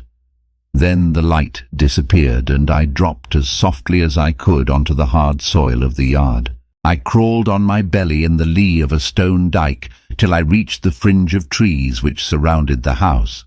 If I had known how to do it, I would have tried to put that aeroplane out of action, but I realized that any attempt would probably be futile. I was pretty certain that there would be some kind of defense round the house, so I went through the wood on hands and knees, feeling carefully every inch before me. It was as well, for presently I came on a wire about 2 feet from the ground. If I had tripped over that, it would doubtless have rung some bell in the house, and I would have been captured. 100 yards farther on I found another wire cunningly placed on the edge of a small stream. Beyond that lay the moor, and in 5 minutes I was deep in bracken and heather. Soon I was round the shoulder of the rise in the little glen from which the mill lade flowed. 10 minutes later my face was in the spring, and I was soaking down pints of the blessed water. but I did not stop till I had put 6 miles between me and that accursed dwelling. Chapter 7. The Dry Fly Fisherman. I sat down on a hilltop and took stock of my position. I wasn't feeling very happy, for my natural thankfulness at my escape was clouded by my severe bodily discomfort. Those lentonite fumes had fairly poisoned me, and the baking hours on the dovecot hadn't helped matters. I had a crushing headache and felt as sick as a cat. Also, my shoulder was in a bad way. At first I thought it was only a bruise, but it seemed to be swelling, and I had no use of my left arm. My plan was to seek Mr. Turnbull's cottage, recover my garments, and especially Scudder's notebook, and then make for the main line and get back to the south. It seemed to me that the sooner I got in touch with the Foreign Office man, Sir Walter Bullivant, the better. I didn't see how I could get more proof than I had got already. He must just take or leave my story, and anyway, with him I would be in better hands than those devilish Germans. I had begun to feel quite kindly towards the British police. It was a wonderful starry night, and I had not much difficulty about the road. Sir Harry's map had given me the lie of the land, and all I had to do was to steer a point or two west of southwest to come to the stream where I had met the roadman. In all these travels I never knew the names of the places, but I believe this stream was no less than the upper waters of the River Tweed. I calculated I must be about 18 miles distant, and that meant I could not get there before morning. So I must lie up a day somewhere, for I was too outrageous a figure to be seen in the sunlight. I had neither coat, waistcoat, collar nor hat. My trousers were badly torn, and my face and hands were black with the explosion. I dare say I had other beauties, for my eyes felt as if they were furiously bloodshot. Altogether I was no spectacle for God-fearing citizens to see on a high road. Very soon after daybreak I made an attempt to clean myself in a hill burn, and then approached a herd's cottage, for I was feeling the need of food. The herd was away from home, and his wife was alone, with no neighbour for 5 miles. She was a decent old body and a plucky one, for though she got a fright when she saw me, she had an axe handy and would have used it on any evil doer. I told her that I had had a fall, I didn't say how, and she saw by my looks that I was pretty sick. Like a true Samaritan, she asked no questions, but gave me a bowl of milk with a dash of whiskey in it and let me sit for a little by her kitchen fire. She would have bathed my shoulder, but it ached so badly that I would not let her touch it. I don't know what she took me for, a repentant burglar perhaps, for when I wanted to pay her for the milk and tendered a sovereign, which was the smallest coin I had, she shook her head and said something about giving it to them that had a right to it. At this I protested so strongly that I think she believed me honest, for she took the money and gave me a warm new plaid for it and an old hat of her man's. She showed me how to wrap the plaid around my shoulders, and when I left that cottage I was the living image of the kind of Scotsman you see in the illustrations to Burns's poems. But at any rate, I was more or less clad. It was as well, for the weather changed before midday to a thick drizzle of rain. I found shelter below an overhanging rock in the crook of a burn, where a drift of dead brackens made a tolerable bed. There I managed to sleep till nightfall, waking very cramped and wretched, with my shoulder gnawing like a toothache. I ate the oat cake and cheese the old wife had given me, and set out again just before the darkening. I pass over the miseries of that night among the wet hills. There were no stars to steer by, and I had to do the best I could from my memory of the map. Twice I lost my way, and I had some nasty falls into peat bogs. I had only about 10 miles to go as the crow flies, but my mistakes made it nearer 20. The last bit was completed with set teeth and a very light and dizzy head, but I managed it, and in the early dawn I was knocking at Mr. Turnbull's door. The mist lay close and thick, and from the cottage I could not see the high road. Mr. Turnbull himself opened to me, sober and something more than sober. He was primly dressed in an ancient but well-tended suit of black. He had been shaved not later than the night before. He wore a linen collar, and in his left hand he carried a pocket Bible. At first he did not recognize me. "Where are you that comes stravaiging here on the Sabbath morning?" he asked. I had lost all count of the days, so the Sabbath was the reason for this strange decorum. My head was swimming so wildly that I could not frame a coherent answer, but he recognized me, and he saw that I was ill. "Have you got my specs?" he asked. I fetched them out of my trouser pocket and gave him them. "You'll a come for your jacket and waistcoat," he said. "Come in by. Losh, man, you're terrible done at the legs. Hold up till I get you to a chair." I perceived I was in for a bout of malaria. I had a good deal of fever in my bones, and the wet night had brought it out, while my shoulder and the effects of the fumes combined to make me feel pretty bad. Before I knew, Mr. Turnbull was helping me off with my clothes and putting me to bed in one of the 2 cupboards that lined the kitchen walls. He was a true friend in need, that old roadman. His wife was dead years ago, and since his daughter's marriage he lived alone. For the better part of 10 days he did all the rough nursing I needed. I simply wanted to be left in peace while the fever took its course, and when my skin was cool again, I found that the bout had more or less cured my shoulder. But it was a baddish go, and though I was out of bed in 5 days, it took me some time to get my legs again. He went out each morning, leaving me milk for the day and locking the door behind him, and came in the evening to sit silent in the chimney corner. Not a soul came near the place. When I was getting better, he never bothered me with a question. Several times he fetched me a 2-days-old Scotsman, and I noticed that the interest in the Portland Place murder seemed to have died down. There was no mention of it, and I could find very little about anything except a thing called the General Assembly, some ecclesiastical spree, I gathered. One day he produced my belt from a lock-fast drawer. "There's a terrible heap of siller in," he said. "You'd better count it to see it's there." He never even sought my name. I asked him if anybody had been around making inquiries subsequent to my spell at the road-making. Aye, there was a man in a motor car. He spared we had ta'en my place that day, and I let on I thocht him daft. But he keep it on at me, and syne I said he maun be thinking of my good brither frae the clook that whiles lent me a horn. He was a worse-looking sowl, and I couldna understand the half of his English tongue. I was getting restless those last days, and as soon as I felt myself fit, I decided to be off.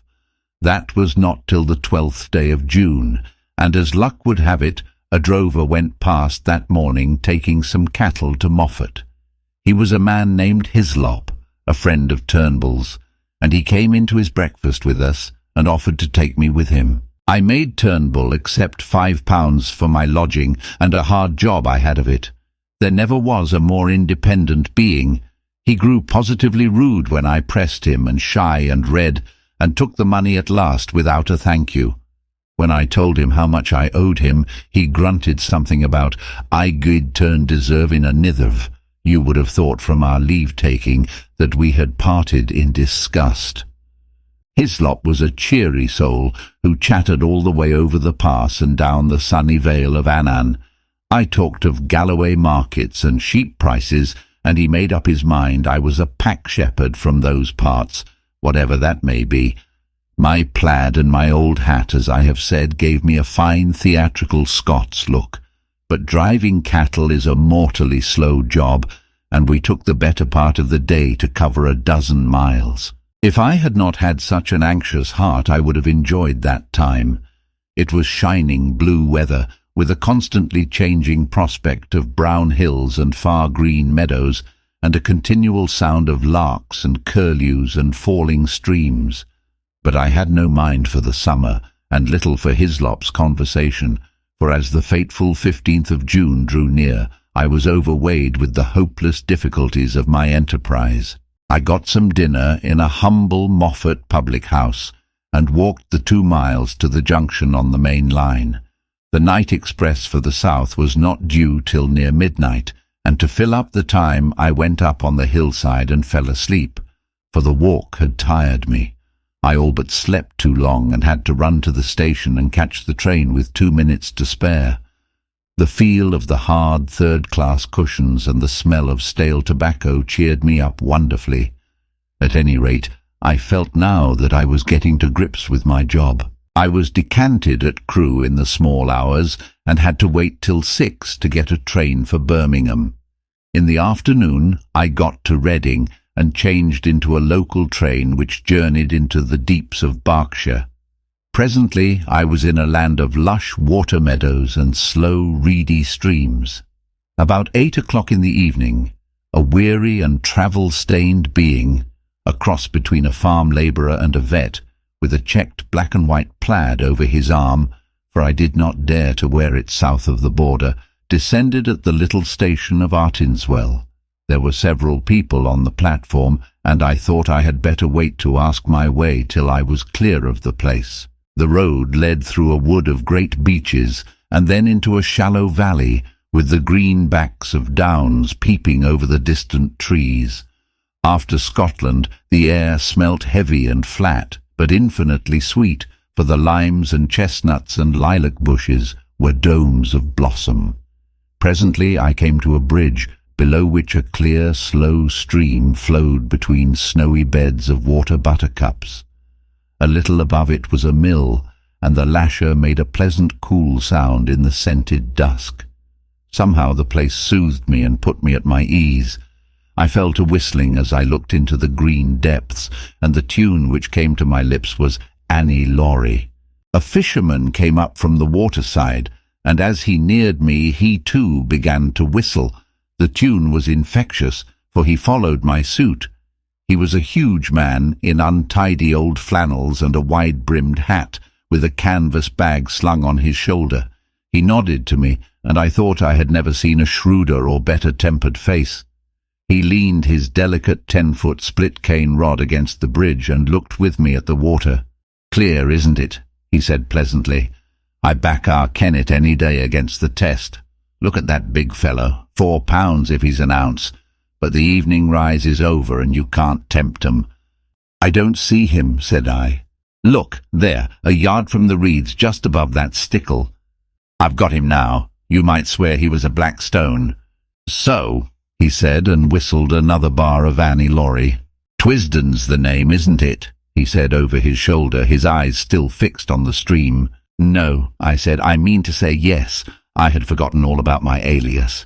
"It's a wise conspirator that knows his own name," he observed, grinning broadly at a moorhen that emerged from the bridge's shadow. I stood up and looked at him, at the square, cleft jaw and broad-lined brow and the firm folds of cheek, and began to think that here at last was an ally worth having. His whimsical blue eyes seemed to go very deep. Suddenly he frowned. "I call it disgraceful," he said, raising his voice. "Disgraceful that an able-bodied man like you should dare to beg. You can get a meal from my kitchen, but you'll get no money from me." A dog-cart was passing, driven by a young man who raised his whip to salute the fisherman. When he had gone, he picked up his rod. "That's my house," he said, pointing to a white gate 100 yards on. "Wait 5 minutes and then go round to the back door." And with that he left me. I did as I was bidden. I found a pretty cottage with a lawn running down to the stream, and a perfect jungle of guelder rose and lilac flanking the path. The back door stood open, and a grave butler was awaiting me. "Come this way, sir," he said, and he led me along a passage and up a back staircase to a pleasant bedroom looking towards the river. There I found a complete outfit laid out for me, dress clothes with all the fixings, a brown flannel suit, shirts, collars, ties, shaving things and hairbrushes, even a pair of patent shoes. "Sir Walter thought as how Mr. Reggie's things would fit you, sir," said the butler. "He keeps some clothes here, for he comes regular on the weekends. There's a bathroom next door, and I've prepared a hot bath. Dinner in half an hour, sir. You'll hear the gong." The grave being withdrew, and I sat down in a chintz-covered easy-chair and gaped. It was like a pantomime to come suddenly out of beggardom into this orderly comfort. Obviously Sir Walter believed in me, though why he did I could not guess. I looked at myself in the mirror and saw a wild, haggard brown fellow with a fortnight's ragged beard and dust in ears and eyes, collarless, vulgarly shirted, with shapeless old tweed clothes and boots that had not been cleaned for the better part of a month. I made a fine tramp and a fair drover, and here I was, ushered by a prim butler into this temple of gracious ease, and the best of it was that they did not even know my name. I resolved not to puzzle my head, but to take the gifts the gods had provided. I shaved and bathed luxuriously, and got into the dress clothes and clean, crackling shirt, which fitted me not so badly. By the time I had finished, the looking-glass showed a not unpersonable young man. Sir Walter awaited me in a dusky dining-room where a little round table was lit with silver candles. The sight of him, so respectable and established and secure, the embodiment of law and government and all the conventions, took me aback and made me feel an interloper. He couldn't know the truth about me, or he wouldn't treat me like this. I simply could not accept his hospitality on false pretenses. "I'm more obliged to you than I can say, but I'm bound to make things clear," I said. "I'm an innocent man, but I'm wanted by the police. I've got to tell you this, and I won't be surprised if you kick me out." He smiled. "That's all right. Don't let that interfere with your appetite. We can talk about these things after dinner." I never ate a meal with greater relish, for I had had nothing all day but railway sandwiches. Sir Walter did me proud, for we drank a good champagne and had some uncommon fine port afterwards.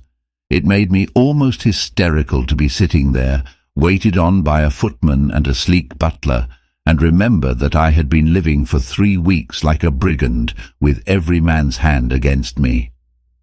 I told Sir Walter about tigerfish in the Zambezi that bite off your fingers if you give them a chance, and we discussed sport up and down the globe, for he had hunted a bit in his day. We went to his study for coffee, a jolly room full of books and trophies and untidiness and comfort. I made up my mind that if ever I got rid of this business and had a house of my own, I would create just such a room. Then when the coffee cups were cleared away, and we had got our cigars alight, my host swung his long legs over the side of his chair and bade me get started with my yarn. "I've obeyed Harry's instructions," he said, "and the bribe he offered me was that you would tell me something to wake me up. I'm ready, Mr. Hannay." I noticed with a start that he called me by my proper name. I began at the very beginning. I told of my boredom in London, and the night I had come back to find Scudder gibbering on my doorstep. I told him all Scudder had told me about Karolides and the Foreign Office Conference, and that made him purse his lips and grin. Then I got to the murder, and he grew solemn again. He heard all about the Milkman and my time in Galloway, and my deciphering Scudder's notes at the inn. "You've got them here?" he asked sharply, and drew a long breath when I whipped the little book from my pocket. I said nothing of the contents. Then I described my meeting with Sir Harry and the speeches at the hall. At that he laughed uproariously. "Harry talked dashed nonsense, did he? I quite believe it. He's as good a chap as ever breathed, but his idiot of an uncle has stuffed his head with maggots. Go on, Mr. Hannay." My day as roadman excited him a bit. He made me describe the two fellows in the car very closely, and seemed to be raking back in his memory. He grew merry again when he heard of the fate of that ass Jopley. But the old man in the moorland house solemnized him. Again I had to describe every detail of his appearance. Bland and bald-headed and hooded his eyes like a bird, he sounds a sinister wildfowl, and you dynamited his hermitage after he had saved you from the police. Spirited piece of work, that. Presently I reached the end of my wanderings. He got up slowly and looked down at me from the hearthrug. "You may dismiss the police from your mind," he said. "You're in no danger from the law of this land." "Great Scott!" I cried. "Have they got the murderer?" "No, but for the last fortnight they have dropped you from the list of possibles." "Why?" I asked in amazement. "Principally because I received a letter from Scudder. I knew something of the man, and he did several jobs for me. He was half crank, half genius, but he was wholly honest. The trouble about him was his partiality for playing a lone hand. That made him pretty well useless in any secret service. A pity, for he had uncommon gifts. I think he was the bravest man in the world, for he was always shivering with fright, and yet nothing would choke him off. I had a letter from him on the 31st of May, but he had been dead a week by then. The letter was written and posted on the 23rd. He evidently did not anticipate an immediate decease. His communications usually took a week to reach me, for they were sent under cover to Spain and then to Newcastle. He had a mania, you know, for concealing his tracks. "What did he say?" I stammered. "Nothing. Merely that he was in danger, but had found shelter with a good friend, and that I would hear from him before the 15th of June. He gave me no address, but said he was living near Portland Place. I think his object was to clear you if anything happened. When I got it, I went to Scotland Yard, went over the details of the inquest, and concluded that you were the friend. We made inquiries about you, Mr. Hannay, and found you were respectable. I thought I knew the motives for your disappearance, not only the police, the other one too. And when I got Harry's scrawl, I guessed at the rest. I have been expecting you any time this past week. You can imagine what a load this took off my mind. I felt a free man once more, for I was now up against my country's enemies only, and not my country's law. Now let us have the little notebook," said Sir Walter. It took us a good hour to work through it. I explained the cipher, and he was jolly quick at picking it up. He amended my reading of it on several points, but I had been fairly correct on the whole.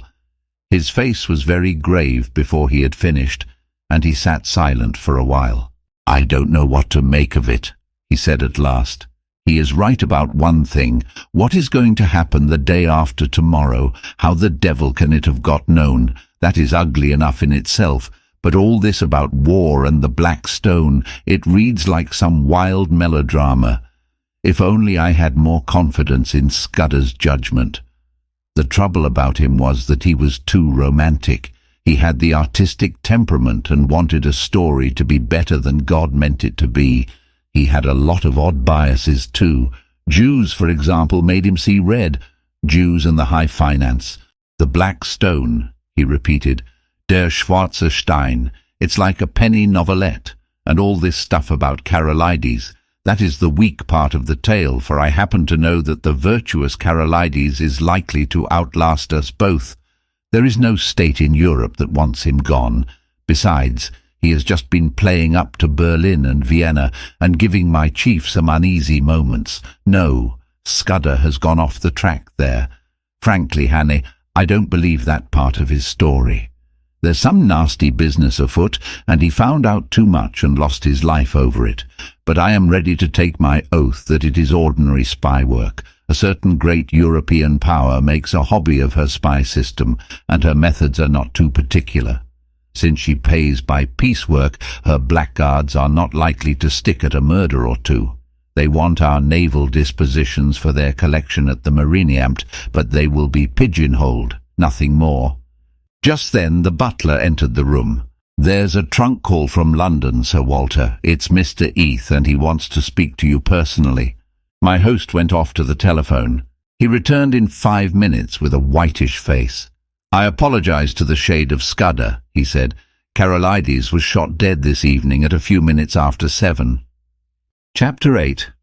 The Coming of the Black Stone. I came down to breakfast next morning, after 8 hours of blessed, dreamless sleep, to find Sir Walter decoding a telegram in the midst of muffins and marmalade.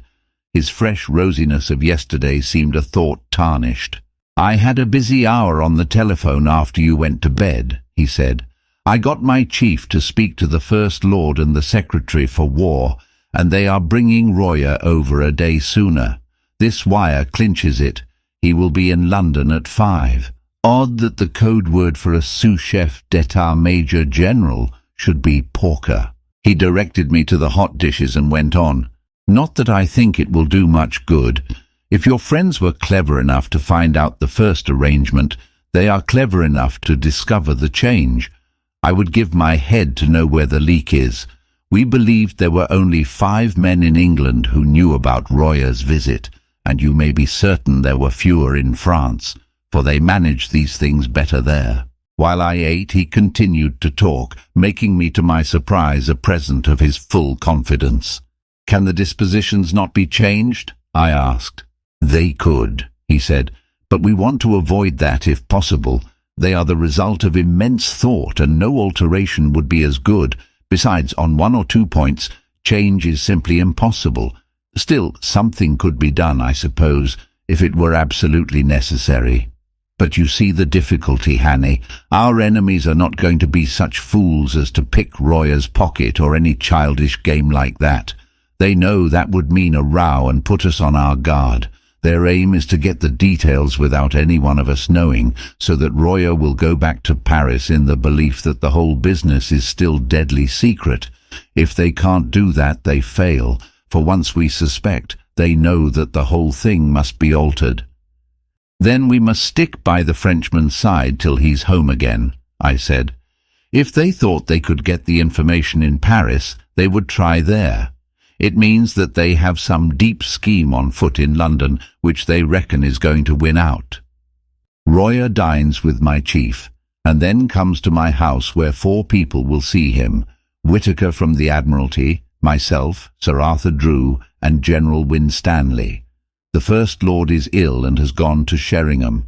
At my house he will get a certain document from Whitaker, and after that he will be motored to Portsmouth, where a destroyer will take him to Havre. His journey is too important for the ordinary boat train. He will never be left unattended for a moment till he is safe on French soil. The same with Whitaker till he meets Royer. That is the best we can do, and it's hard to see how there can be any miscarriage, but I don't mind admitting that I'm horribly nervous. This murder of Carolides will play the deuce in the chancelleries of Europe. After breakfast he asked me if I could drive a car. "Well, you'll be my chauffeur today and wear Hudson's rig. You're about his size. You have a hand in this business and we are taking no risks. There are desperate men against us who will not respect the country retreat of an overworked official. When I first came to London I had bought a car and amused myself with running about the south of England, so I knew something of the geography. I took Sir Walter to town by the Bath Road and made good going. It was a soft, breathless June morning, with a promise of sultriness later, but it was delicious enough swinging through the little towns with their freshly watered streets and past the summer gardens of the Thames Valley. I landed Sir Walter at his house in Queen Anne's Gate, punctually by 11:30. The butler was coming up by train with the luggage. The first thing he did was to take me round to Scotland Yard. There we saw a prim gentleman with a clean-shaven lawyer's face. "I've brought you the Portland Place murderer," was Sir Walter's introduction. The reply was a wry smile. "It would have been a welcome present, Bullivant. This, I presume, is Mr. Richard Hannay, who, for some days, greatly interested my department. Mr. Hannay will interest it again. He has much to tell you, but not today. For certain grave reasons his tale must wait for 4 hours. Then, I can promise you, you will be entertained and possibly edified. I want you to assure Mr. Hannay that he will suffer no further inconvenience." This assurance was promptly given. "You can take up your life where you left off," I was told. "Your flat, which probably you no longer wish to occupy, is waiting for you, and your man is still there. As you were never publicly accused, we considered that there was no need of a public exculpation. But on that, of course, you must please yourself. We may want your assistance later on, MacGillivray," Sir Walter said as we left. Then he turned me loose. "Come and see me tomorrow, Hannay. I needn't tell you to keep deadly quiet. If I were you, I would go to bed, for you must have considerable arrears of sleep to overtake. You had better lie low, for if one of your Blackstone friends saw you, there might be trouble." I felt curiously at a loose end. At first it was very pleasant to be a free man, able to go where I wanted without fearing anything. I had only been a month under the ban of the law, and it was quite enough for me. I went to the Savoy and ordered very carefully a very good luncheon, and then smoked the best cigar the house could provide. But I was still feeling nervous.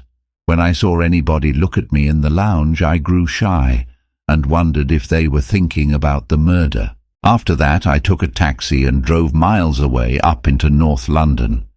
I walked back through fields and lines of villas and terraces and then slums and mean streets, and it took me pretty nearly 2 hours. All the while my restlessness was growing worse.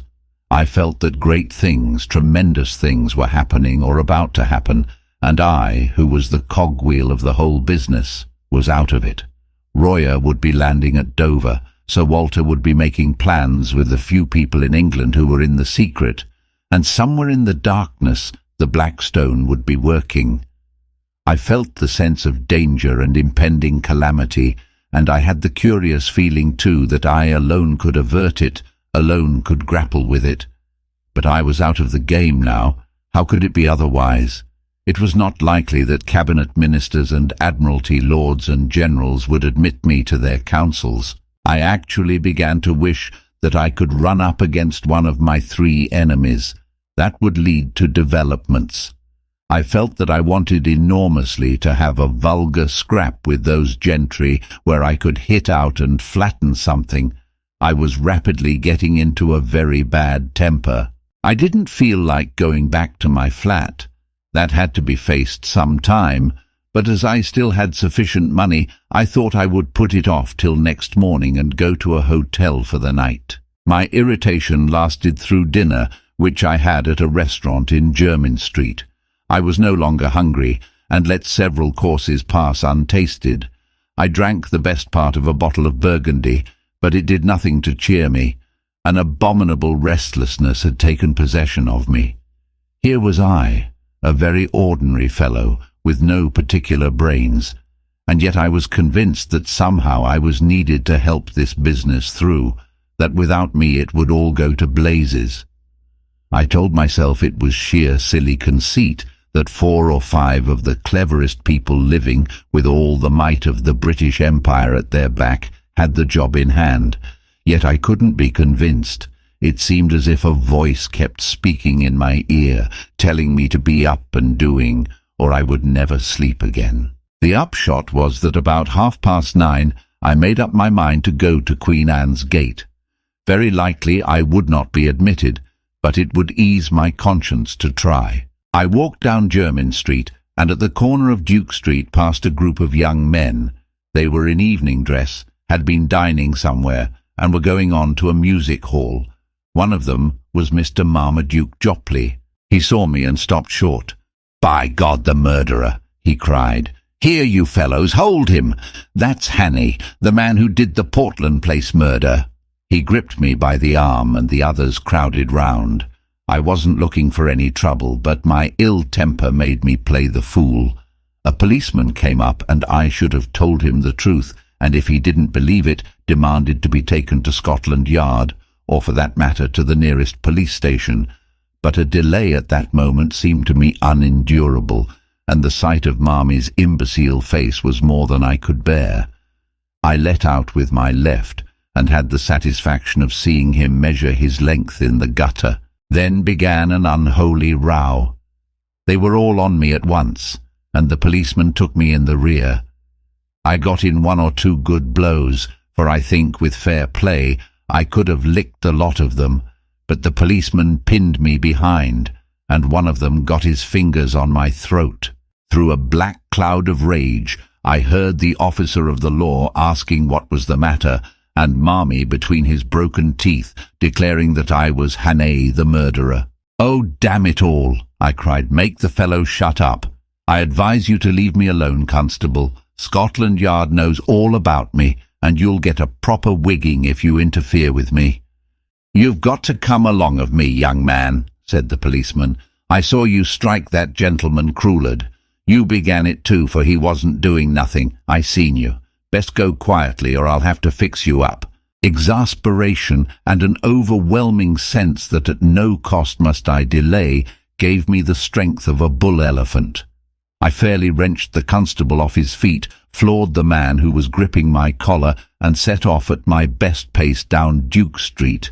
I heard a whistle being blown and the rush of men behind me. I have a very fair turn of speed, and that night I had wings. In a jiffy I was in Pall Mall and had turned down towards St. James's Park. I dodged the policeman at the palace gates, dived through a press of carriages at the entrance to the mall, and was making for the bridge before my pursuers had crossed the roadway. In the open ways of the park I put on a spurt. Happily there were few people about and no one tried to stop me. I was staking all on getting to Queen Anne's Gate. When I entered that quiet thoroughfare it seemed deserted. Sir Walter's house was in the narrow part, and outside it 3 or 4 motor cars were drawn up. I slackened speed some yards off and walked briskly up to the door. If the butler refused me admission, or if he even delayed to open the door, I was done. He didn't delay. I had scarcely rung before the door opened.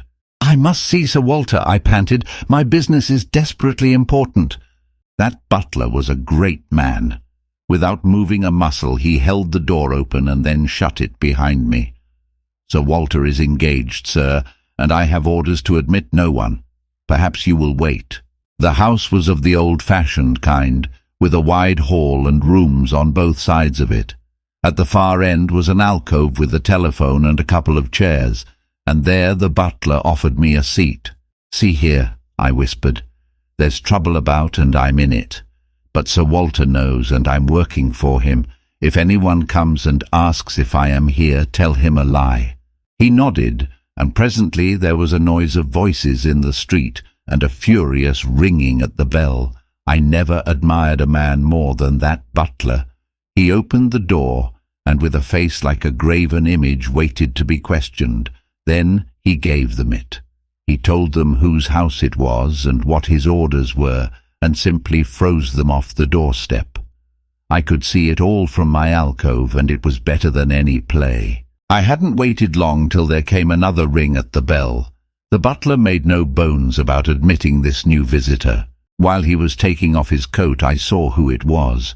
You couldn't open a newspaper or a magazine without seeing that face. The grey beard cut like a spade, the firm fighting mouth, the blunt square nose and the keen blue eyes. I recognized the first Sea Lord, the man, they say, that made the new British Navy. He passed my alcove and was ushered into a room at the back of the hall.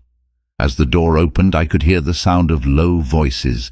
It shut, and I was left alone again. For 20 minutes I sat there, wondering what I was to do next. I was still perfectly convinced that I was wanted, but when or how I had no notion. I kept looking at my watch, and as the time crept on to 10:30, I began to think that the conference must soon end. In a quarter of an hour Royer should be speeding along the road to Portsmouth.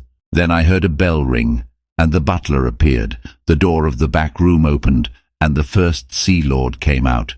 He walked past me, and in passing he glanced in my direction, and for a second we looked each other in the face. Only for a second, but it was enough to make my heart jump. I had never seen the great man before, and he had never seen me. But in that fraction of time something sprang into his eyes, and that something was recognition. You can't mistake it. It is a flicker, a spark of light, a minute shade of difference which means one thing and one thing only. It came involuntarily, for in a moment it died, and he passed on. In a maze of wild fancies, I heard the street door close behind him. I picked up the telephone book and looked up the number of his house. We were connected at once, and I heard a servant's voice. "Is his lordship at home?" I asked. "His lordship returned half an hour ago," said the voice, "and has gone to bed. He is not very well tonight. Will you leave a message, sir?" I rang off and almost tumbled into a chair. My part in this business was not yet ended. It had been a close shave, but I had been in time. Not a moment could be lost, so I marched boldly to the door of that back room and entered without knocking. 5 surprised faces looked up from a round table. There was Sir Walter and Drew, the War Minister, whom I knew from his photographs. There was a slim, elderly man who was probably Whitaker, the Admiralty official, and there was General Winstanley, conspicuous from the long scar on his forehead. Lastly, there was a short, stout man with an iron-grey moustache and bushy eyebrows, who had been arrested in the middle of a sentence. Sir Walter's face showed surprise and annoyance. "This is Mr. Hannay, of whom I have spoken to you," he said apologetically to the company. "I'm afraid, Hannay, this visit is ill-timed. I was getting back my coolness." "That remains to be seen, sir," I said, "but I think it may be in the nick of time. For God's sake, gentlemen, tell me who went out a minute ago." "Lord Alloa," Sir Walter said, reddening with anger. "It was not," I cried. "It was his living image, but it was not Lord Alloa. It was someone who recognized me, someone I have seen in the last month. He had scarcely left the doorstep when I rang up Lord Alloa's house and was told he had come in half an hour before and had gone to bed." Who?" someone stammered. "The Black Stone," I cried, and I sat down in the chair so recently vacated and looked round at 5 badly scared gentlemen. Psst. If you're enjoying this story and want to support more free audiobooks, please click subscribe. Chapter 9. The 39 Steps. "Nonsense," said the official from the Admiralty. Sir Walter got up and left the room while we looked blankly at the table. He came back in 10 minutes with a long face. "I have spoken to Alloa," he said. "Had him out of bed, very grumpy. He went straight home after Mulross's dinner." "But it's madness," broke in General Winstanley. "Do you mean to tell me that that man came here and sat beside me for the best part of half an hour, and that I didn't detect the imposture? Alloa must be out of his mind." "Don't you see the cleverness of it?" I said. "You were too interested in other things to have any eyes. You took Lord Alloa for granted. If it had been anybody else, you might have looked more closely, but it was natural for him to be here, and that put you all to sleep." Then the Frenchman spoke very slowly and in good English. "The young man is right. His psychology is good. Our enemies have not been foolish." He bent his wise brows on the assembly. "I will tell you a tale," he said. "It happened many years ago in Senegal. I was quartered in a remote station and to pass the time used to go fishing for big barbel in the river. A little Arab mare used to carry my luncheon basket, one of the salted dun breed you got at Timbuktu in the old days. Well, one morning I had good sport, and the mare was unaccountably restless. I could hear her whinnying and squealing and stamping her feet, and I kept soothing her with my voice while my mind was intent on fish. I could see her all the time, as I thought, out of a corner of my eye, tethered to a tree 20 yards away. After a couple of hours I began to think of food. I collected my fish in a tarpaulin bag and moved down the stream towards the mare, trolling my line. When I got up to her, I flung the tarpaulin on her back. He paused and looked round. It was the smell that gave me warning. I turned my head and found myself looking at a lion 3 feet off, an old man-eater that was the terror of the village. What was left of the mare, a mass of blood and bones and hide, was behind him. "What happened?" I asked. I was enough of a hunter to know a true yarn when I heard it. "I stuffed my fishing rod into his jaws, and I had a pistol. Also, my servants came presently with rifles, but he left his mark on me." He held up a hand which lacked 3 fingers. "Consider," he said, "the mare had been dead more than an hour, and the brute had been patiently watching me ever since. I never saw the kill, for I was accustomed to the mare's fretting, and I never marked her absence, for my consciousness of her was only of something tawny, and the lion filled that part. If I could blunder thus, gentlemen, in a land where men's senses are keen, why should we busy, preoccupied urban folk not err also?" Sir Walter nodded. No one was ready to gainsay him. "But I don't see," went on Winstanley. "Their object was to get these dispositions without our knowing it. Now it only required one of us to mention to Alloa our meeting tonight for the whole fraud to be exposed." Sir Walter laughed dryly. "The selection of Alloa shows their acumen. Which of us was likely to speak to him about tonight? Or was he likely to open the subject? I remembered the first Sea Lord's reputation for taciturnity and shortness of temper. "The one thing that puzzles me," said the General, "is what good his visit here would do that spy fellow. He could not carry away several pages of figures and strange names in his head." "That is not difficult," the Frenchman replied. "A good spy is trained to have a photographic memory, like your own Macaulay. You noticed he said nothing, but went through these papers again and again. I think we may assume that he has every detail stamped on his mind. When I was younger, I could do the same trick." "Well, I suppose there is nothing for it but to change the plans," said Sir Walter ruefully. Whitaker was looking very glum. "Did you tell Lord Alloa what has happened?" he asked. "No. Well, I can't speak with absolute assurance, but I'm nearly certain we can't make any serious change unless we alter the geography of England." "Another thing must be said." It was Royer who spoke. "I talked freely when that man was here. I told something of the military plans of my government. I was permitted to say so much, but that information would be worth many millions to our enemies. No, my friends, I see no other way. The man who came here and his confederates must be taken, and taken at once." "Good God," I cried, "and we have not a rag of a clue." "Besides," said Whitaker, "there is the post. By this time the news will be on its way." "No," said the Frenchman, "you do not understand the habits of the spy. He receives personally his reward, and he delivers personally his intelligence. We in France know something of the breed. There is still a chance, mes amis. These men must cross the sea, and there are ships to be searched and ports to be watched. Believe me, the need is desperate for both France and Britain." Royer's grave good sense seemed to pull us together. He was the man of action among fumblers, but I saw no hope in any face, and I felt none. Where among the 50 millions of these islands, and within a dozen hours, were we to lay hands on the 3 cleverest rogues in Europe? Then suddenly I had an inspiration. "Where is Scudder's book?" I cried to Sir Walter. "Quick, man, I remember something in it." He unlocked the door of a bureau and gave it to me. I found the place. 39 steps, I read, and again. 39 steps, I counted them. High tide, 10:17 p.m. The Admiralty man was looking at me as if he thought I had gone mad. "Don't you see it's a clue?" I shouted. Scudder knew where these fellows laired. He knew where they were going to leave the country, though he kept the name to himself. Tomorrow was the day, and it was some place where high tide was at 10.17. "They may have gone tonight," someone said. "Not they. They have their own snug secret way, and they won't be hurried. I know Germans, and they are mad about working to a plan. Where the devil can I get a book of tide tables?" Whitaker brightened up. "It's a chance," he said. "Let's go over to the Admiralty."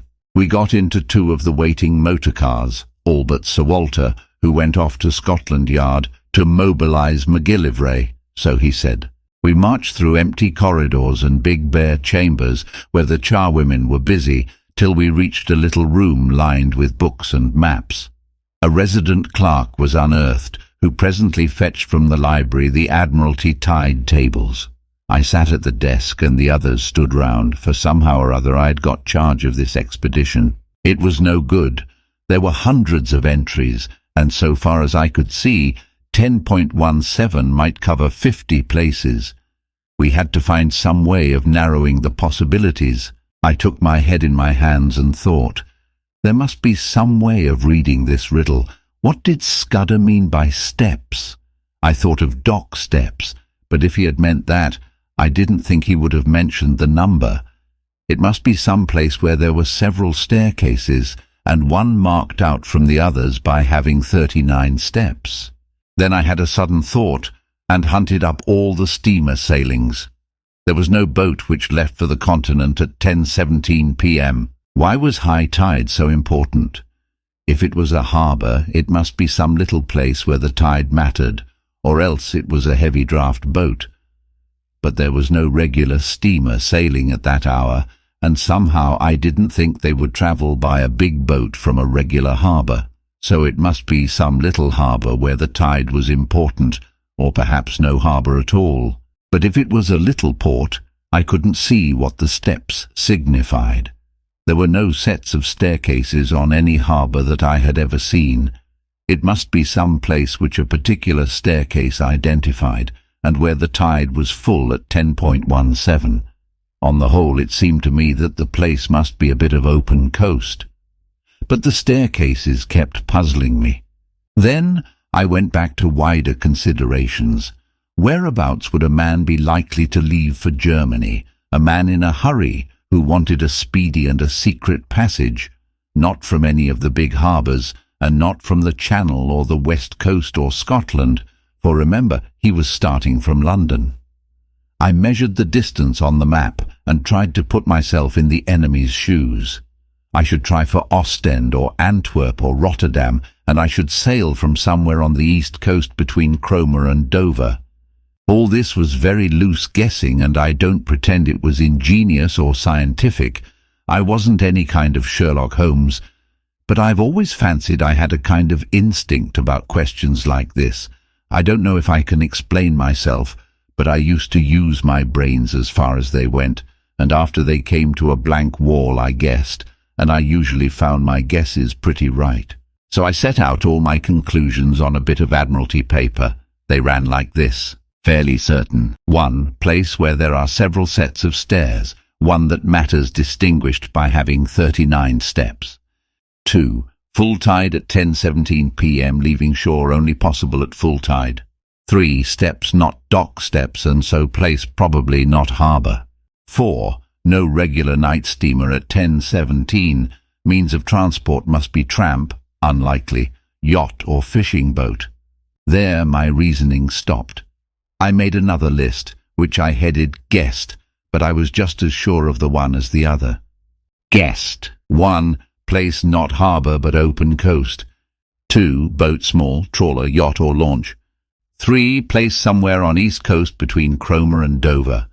It struck me as odd that I should be sitting at that desk with a cabinet minister, a field marshal, 2 high government officials, and a French general watching me, while from the scribble of a dead man I was trying to drag a secret which meant life or death for us. Sir Walter had joined us, and presently MacGillivray arrived. He had sent out instructions to watch the ports and railway stations for the 3 men whom I had described to Sir Walter. Not that he or anybody else thought that that would do much good. "Here's the most I can make of it," I said.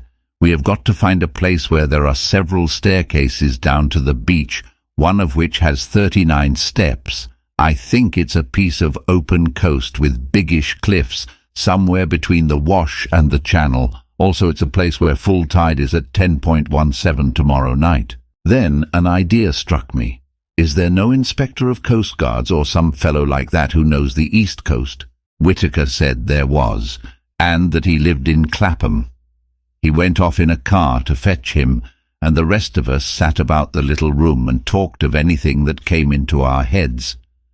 I lit a pipe and went over the whole thing again till my brain grew weary. About 1 in the morning the Coast Guard man arrived.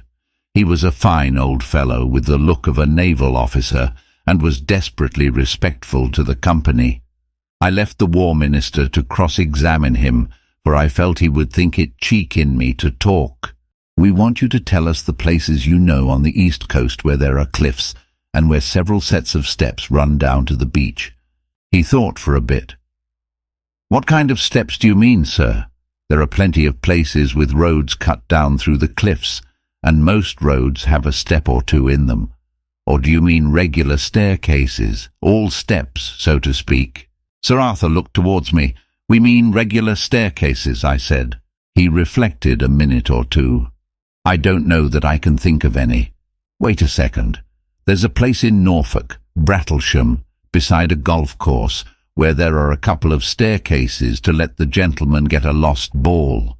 "That's not it," I said. "Then there are plenty of marine parades, if that's what you mean. Every seaside resort has them." I shook my head. "It's got to be more retired than that," I said. "Well, gentlemen, I can't think of anywhere else. Of course, there's the Rough." "What's that?" I asked. "The big chalk headland in Kent, close to Bradgate. It's got a lot of villas on the top, and some of the houses have staircases down to a private beach. It's a very high-toned sort of place, and the residents there like to keep by themselves." I tore open the tide tables and found Bradgate. High tide there was at 10:27 p.m. on the 15th of June.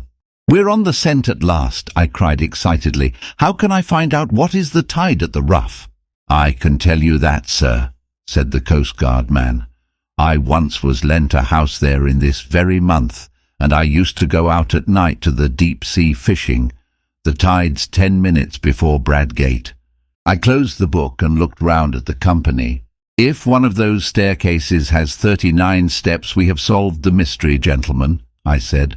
"I want the loan of your car, Sir Walter, and a map of the roads. If Mr. McGillivray will spare me 10 minutes, I think we can prepare something for tomorrow." It was ridiculous in me to take charge of the business like this, but they didn't seem to mind. And after all, I had been in the show from the start.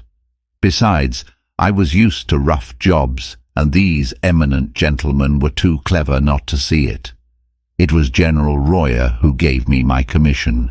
"I, for one," he said, "am content to leave the matter in Mr. Hannay's hands."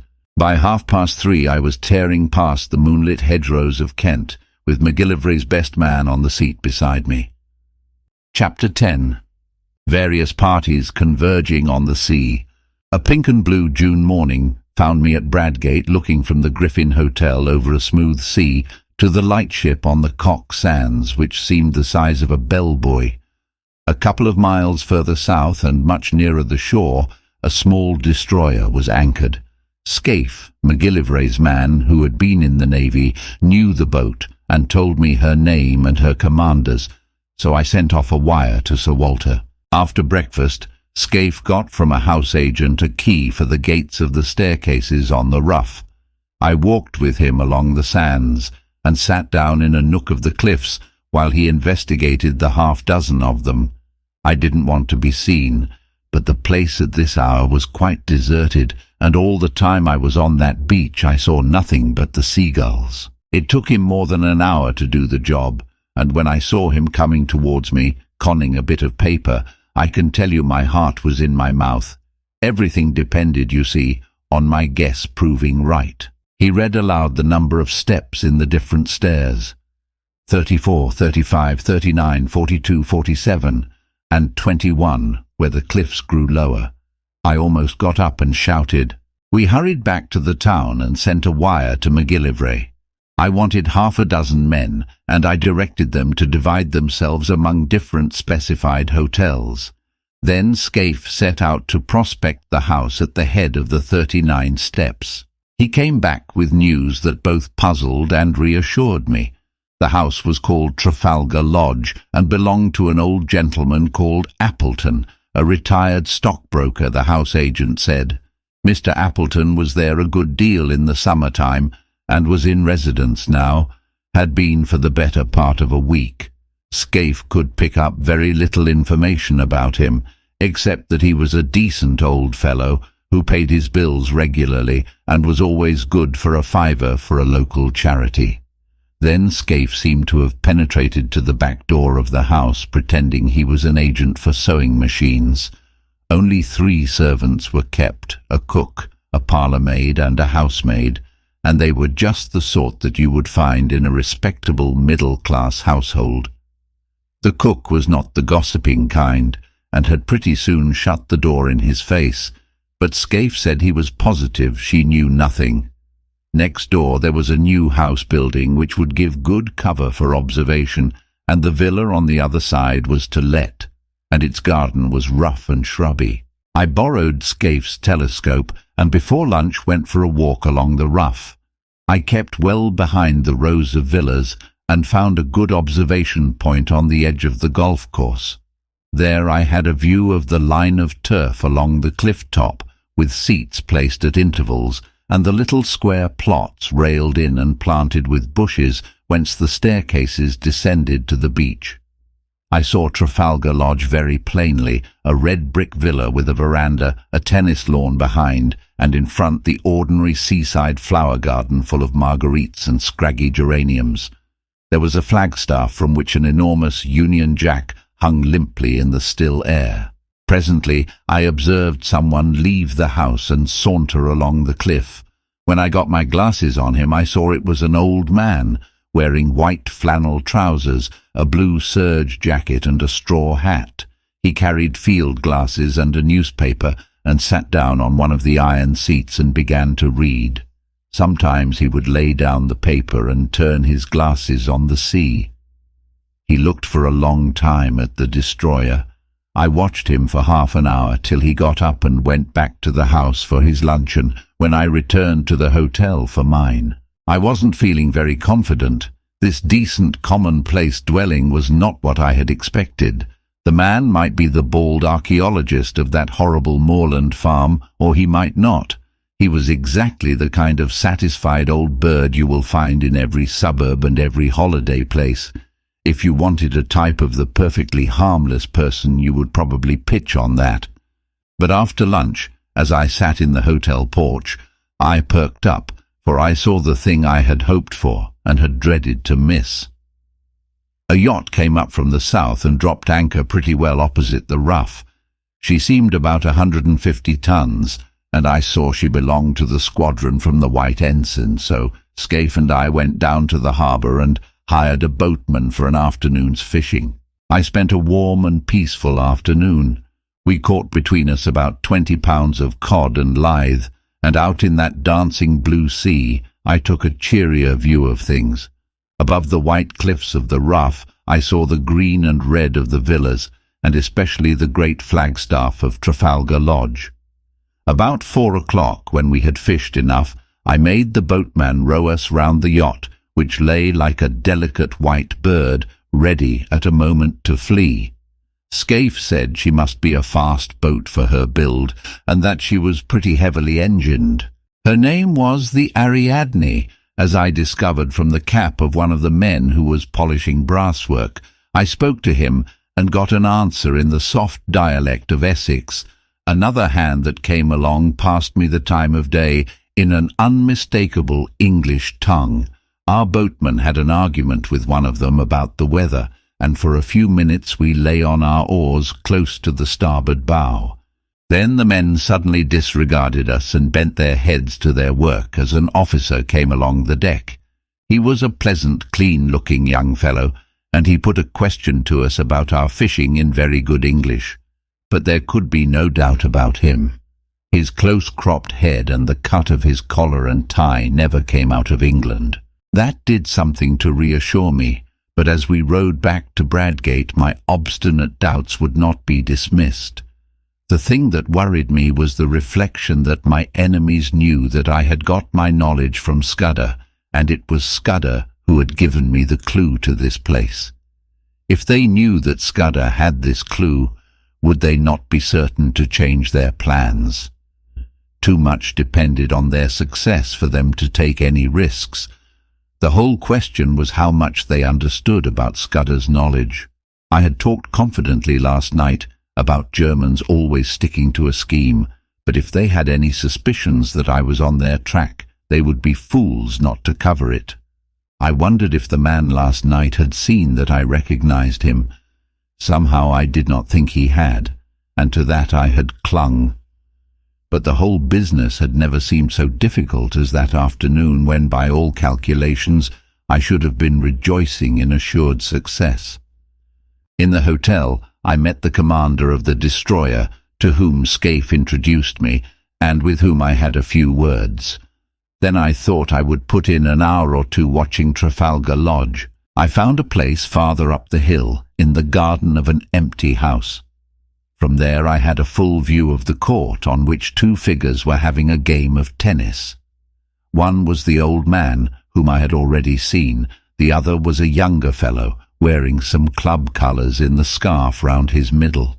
They played with tremendous zest, like two city gents who wanted hard exercise to open their pores. You couldn't conceive a more innocent spectacle. They shouted and laughed and stopped for drinks, when a maid brought out 2 tankards on a salver.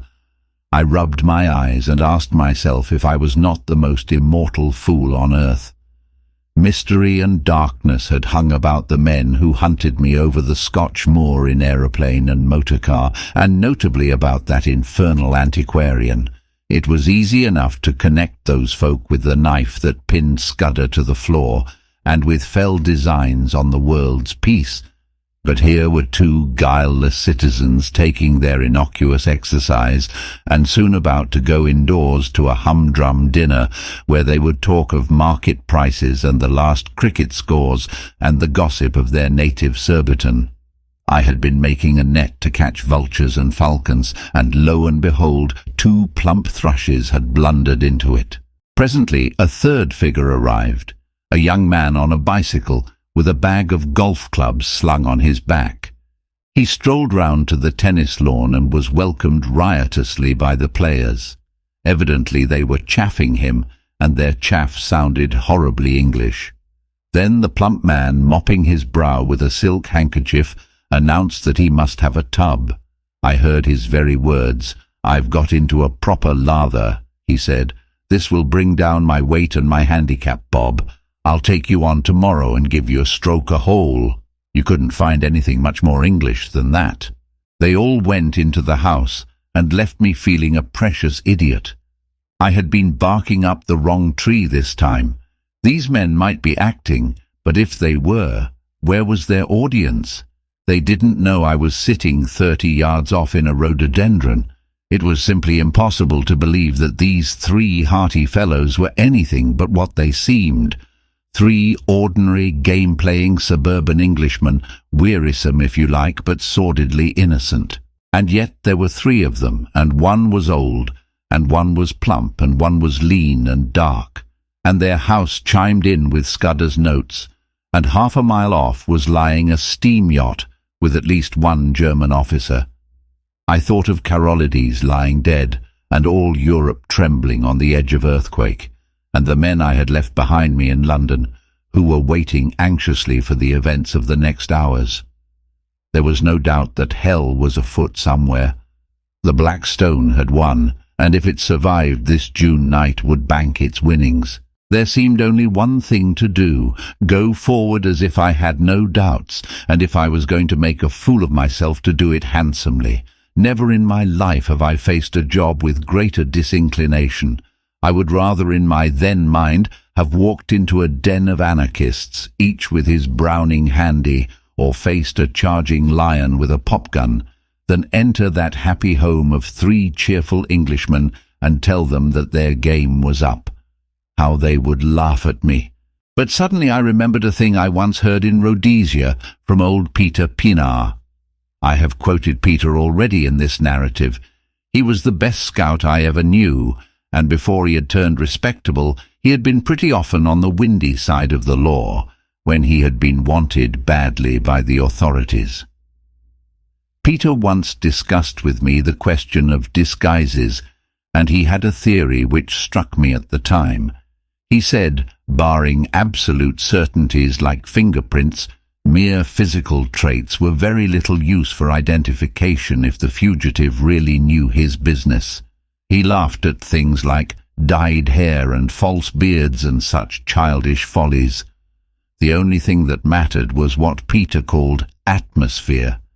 If a man could get into perfectly different surroundings from those in which he had been first observed, and this is the important part, really play up to these surroundings and behave as if he had never been out of them, he would puzzle the cleverest detectives on earth.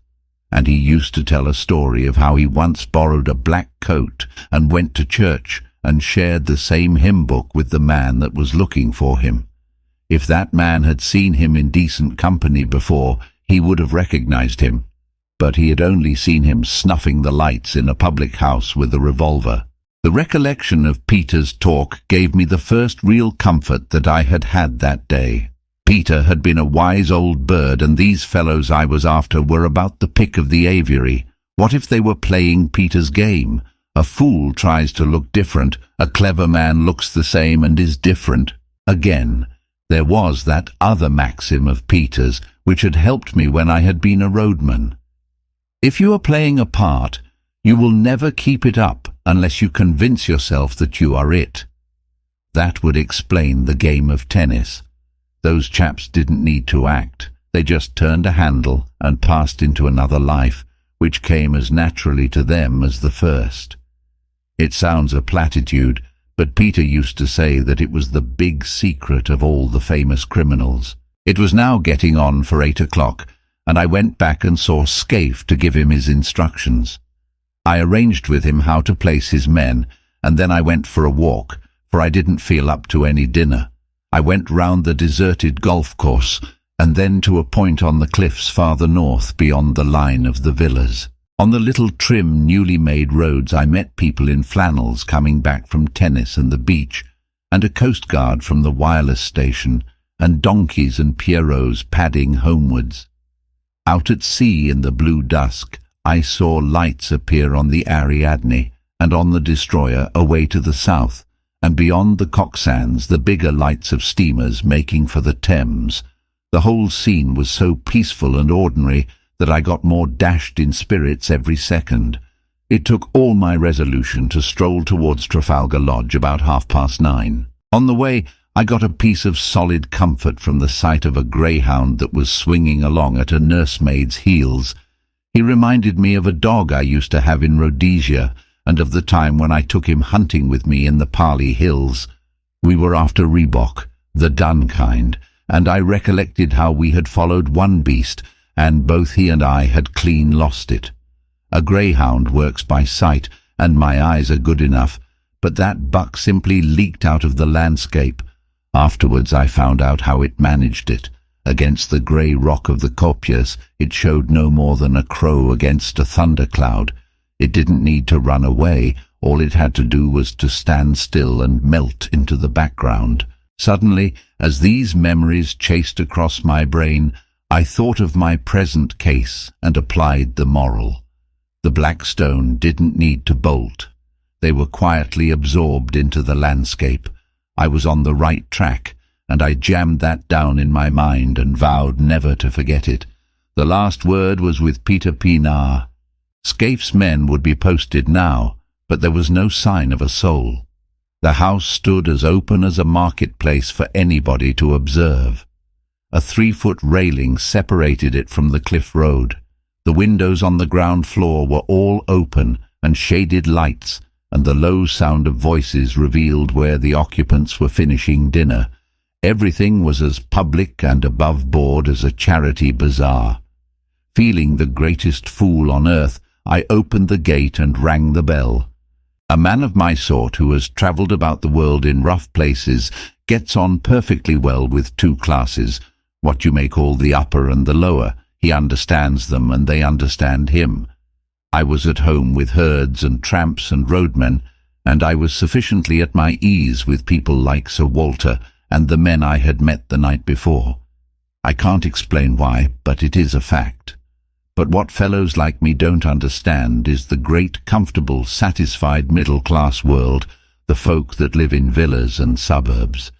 He doesn't know how they look at things, he doesn't understand their conventions, and he is as shy of them as of a black mamba. When a trim parlour-maid opened the door, I could hardly find my voice. I asked for Mr. Appleton and was ushered in. My plan had been to walk straight into the dining room and by a sudden appearance wake in the men that start of recognition which would confirm my theory. But when I found myself in that neat hall, the place mastered me.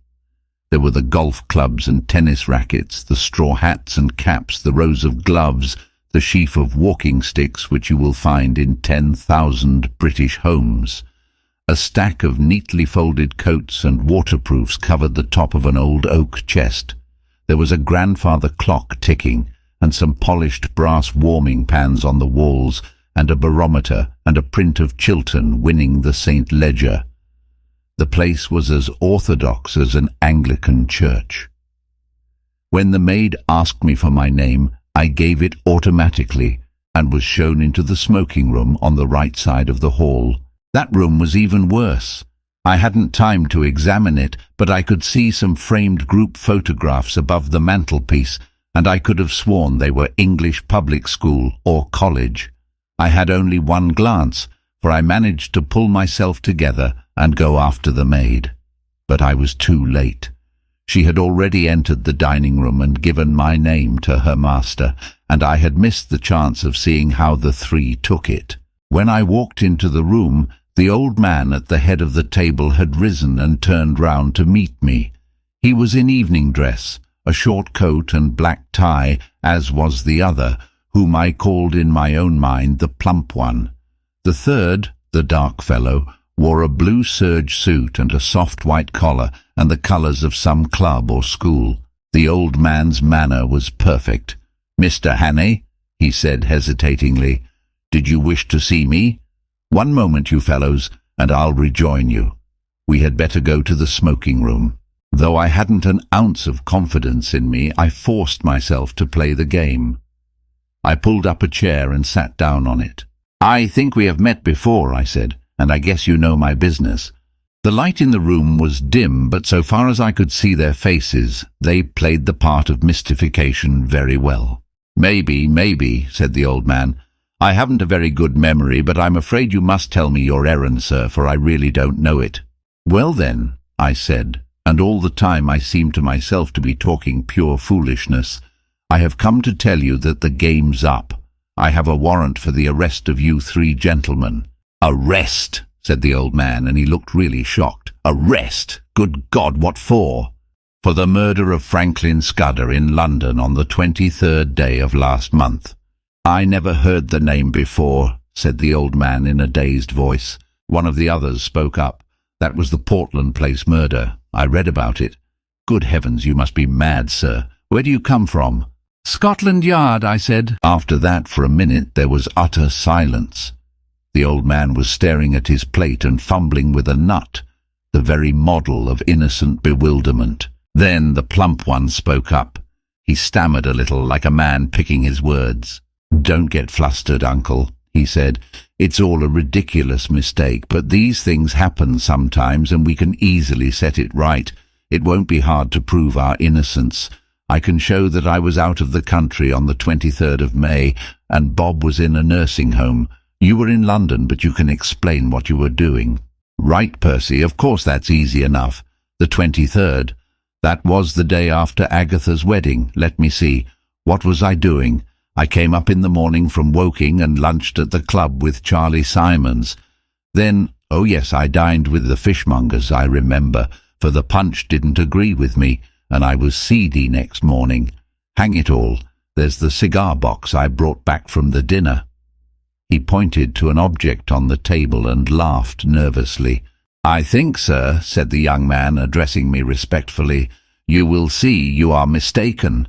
We want to assist the law like all Englishmen, and we don't want Scotland Yard to be making fools of themselves. That's so, uncle?" "Certainly, Bob." The old fellow seemed to be recovering his voice. "Certainly we'll do anything in our power to assist the authorities, but this is a bit too much. I can't get over it." "How Nellie will chuckle," said the plump man. "She always said that you would die of boredom because nothing ever happened to you, and now you've got it thick and strong." And he began to laugh very pleasantly. "By Jove, yes, just think of it. What a story to tell at the club. Really, Mr. Hannay, I suppose I should be angry to show my innocence, but it's too funny. I almost forgive you the fright you gave me. You looked so glum I thought I might have been walking in my sleep and killing people. It couldn't be acting. It was too confoundedly genuine. My heart went into my boots, and my first impulse was to apologize and clear out. But I told myself I must see it through, even though I was to be the laughing-stock of Britain. The light from the dinner-table candlesticks was not very good, and to cover my confusion I got up, walked to the door, and switched on the electric light. The sudden glare made them blink, and I stood scanning the three faces. Well, I made nothing of it. One was old and bald, one was stout, one was dark and thin. There was nothing in their appearance to prevent them being the three who had hunted me in Scotland, but there was nothing to identify them. I simply can't explain why I, who, as a roadman, had looked into two pairs of eyes, and as Ned Ainsley into another pair, Why I, who have a good memory and reasonable powers of observation, could find no satisfaction. They seemed exactly what they professed to be, and I could not have sworn to one of them. There in that pleasant dining room, with etchings on the walls and a picture of an old lady in a bib above the mantelpiece, I could see nothing to connect them with the moorland desperadoes. There was a silver cigarette box beside me, and I saw that it had been won by Percival Appleton, ESQ, of the St. Bede's Club, in a golf tournament. I had to keep a firm hold of Peter Pinar to prevent myself bolting out of that house. "Well," said the old man politely, "are you reassured by your scrutiny, sir?" I couldn't find a word. "I hope you'll find it consistent with your duty to drop this ridiculous business. I make no complaint, but you'll see how annoying it must be to respectable people." I shook my head. "Oh, Lord," said the young man, "this is a bit too thick." "Do you propose to march us off to the police station?" asked the plump one. "That might be the best way out of it, but I suppose you won't be content with the local branch." "I have the right to ask to see your warrant, but I don't wish to cast any aspersions upon you. You're only doing your duty, but you'll admit it's horribly awkward. What do you propose to do?" There was nothing to do except to call in my men and have them arrested, or to confess my blunder and clear out. I felt mesmerized by the whole place, by the air of obvious innocence. Not innocence merely, but frank, honest bewilderment and concern in the three faces. "Oh, Peter Pinar," I groaned inwardly, and for a moment I was very near damning myself for a fool and asking their pardon. "Meantime, I vote we have a game of bridge," said the plump one. "It will give Mr. Hannay time to think over things, and you know we have been wanting a fourth player. Do you play, sir?" I accepted, as if it had been an ordinary invitation at the club. The whole business had mesmerized me. We went into the smoking room where a card table was set out, and I was offered things to smoke and drink. I took my place at the table in a kind of dream. The window was open and the moon was flooding the cliffs and sea with a great tide of yellow light. There was moonshine too in my head. The three had recovered their composure and were talking easily, just the kind of slangy talk you will hear in any golf club house. I must have cut a rum figure sitting there knitting my brows with my eyes wandering.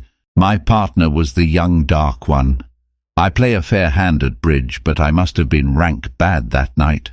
They saw that they had got me puzzled, and that put them more than ever at their ease. I kept looking at their faces, but they conveyed nothing to me. It was not that they looked different, they were different. I clung desperately to the words of Peter Pinar. Then something awoke me. The old man laid down his hand to light a cigar. He didn't pick it up at once, but sat back for a moment in his chair, with his fingers tapping on his knees. It was the movement I remembered when I had stood before him in the moorland farm, with the pistols of his servants behind me. A little thing, lasting only a second, and the odds were 1,000 to 1 that I might have had my eyes on my cards at the time and missed it. But I didn't, and in a flash the air seemed to clear. Some shadow lifted from my brain, and I was looking at the three men with full and absolute recognition. The clock on the mantelpiece struck 10 o'clock. The three faces seemed to change before my eyes and reveal their secrets. The young one was the murderer. Now I saw cruelty and ruthlessness where before I had only seen good humour. His knife, I made certain, had skewered Scudder to the floor. His kind had put the bullet in Carolides. The plump man's features seemed to dislimn and form again as I looked at them. He hadn't a face, only 100 masks that he could assume when he pleased. That chap must have been a superb actor. Perhaps he had been Lord Alloa of the night before. Perhaps not. It didn't matter. I wondered if he was the fellow who had first tracked Scudder and left his card on him. Scudder had said he lisped, and I could imagine how the adoption of a lisp might add terror. But the old man was the pick of the lot. He was sheer brain, icy, cool, calculating, as ruthless as a steam hammer. Now that my eyes were opened, I wondered where I had seen the benevolence. His jaw was like chilled steel, and his eyes had the inhuman luminosity of a bird's. I went on playing, and every second a greater hate welled up in my heart. It almost choked me, and I couldn't answer when my partner spoke. Only a little longer could I endure their company. "Whew, Bob, look at the time," said the old man. "You'd better think about catching your train. Bob's got to go to town tonight," he added, turning to me. The voice rang now as false as hell. I looked at the clock, and it was nearly 10:30. "I am afraid he must put off his journey," I said. "Oh, damn," said the young man. "I thought you had dropped that rot. I've simply got to go. You can have my address, and I'll give any security you like." "No," I said, "you must stay." At that, I think they must have realized that the game was desperate. Their only chance had been to convince me that I was playing the fool, and that had failed. But the old man spoke again. "I'll go bail for my nephew. That ought to content you, Mr. Hannay."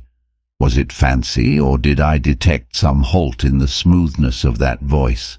There must have been, for as I glanced at him, his eyelids fell in that hawk-like hood which fear had stamped on my memory. I blew my whistle. In an instant, the lights were out. A pair of strong arms gripped me round the waist, covering the pockets in which a man might be expected to carry a pistol. "Schnell, Franz!" cried a voice. "Das Boot! Das Boot!" As it spoke, I saw two of my fellows emerge on the moonlit lawn. The young dark man leapt for the window, was through it, and over the low fence before a hand could touch him. I grappled the old chap, and the room seemed to fill with figures. I saw the plump one collared, but my eyes were all for the out-of-doors, where Franz sped on over the road towards the railed entrance to the beach stairs. One man followed him, but he had no chance. The gate of the stairs locked behind the fugitive, and I stood staring, with my hands on the old boy's throat, for such a time as a man might take to descend those steps to the sea. Suddenly my prisoner broke from me and flung himself on the wall. There was a click, as if a lever had been pulled. Then came a low rumbling far, far below the ground, and through the window I saw a cloud of chalky dust pouring out of the shaft of the stairway. Someone switched on the light. The old man was looking at me with blazing eyes. "He is safe," he cried. "You cannot follow in time. He is gone. He has triumphed. Der schwarze Stein ist in der Siegeskrone." There was more in those eyes than any common triumph. They had been hooded like a bird of prey, and now they flamed with a hawk's pride. A white fanatic heat burned in them, and I realized for the first time the terrible thing I had been up against. This man was more than a spy. In his foul way he had been a patriot. As the handcuffs clinked on his wrists, I said my last word to him. "I hope Franz will bear his triumph well. I ought to tell you that the Ariadne for the last hour has been in our hands. 7 weeks later, as all the world knows, we went to war. I joined the new army the first week, and owing to my Matabele experience got a captain's commission straight off. But I had done my best service, I think, before I put on khaki." The end. For more thrilling audiobooks that won't take a penny out of your pocketbook, subscribe to BookTV and enjoy unlimited audiobooks without shelling out a shilling or nickel, depending on where you're listening.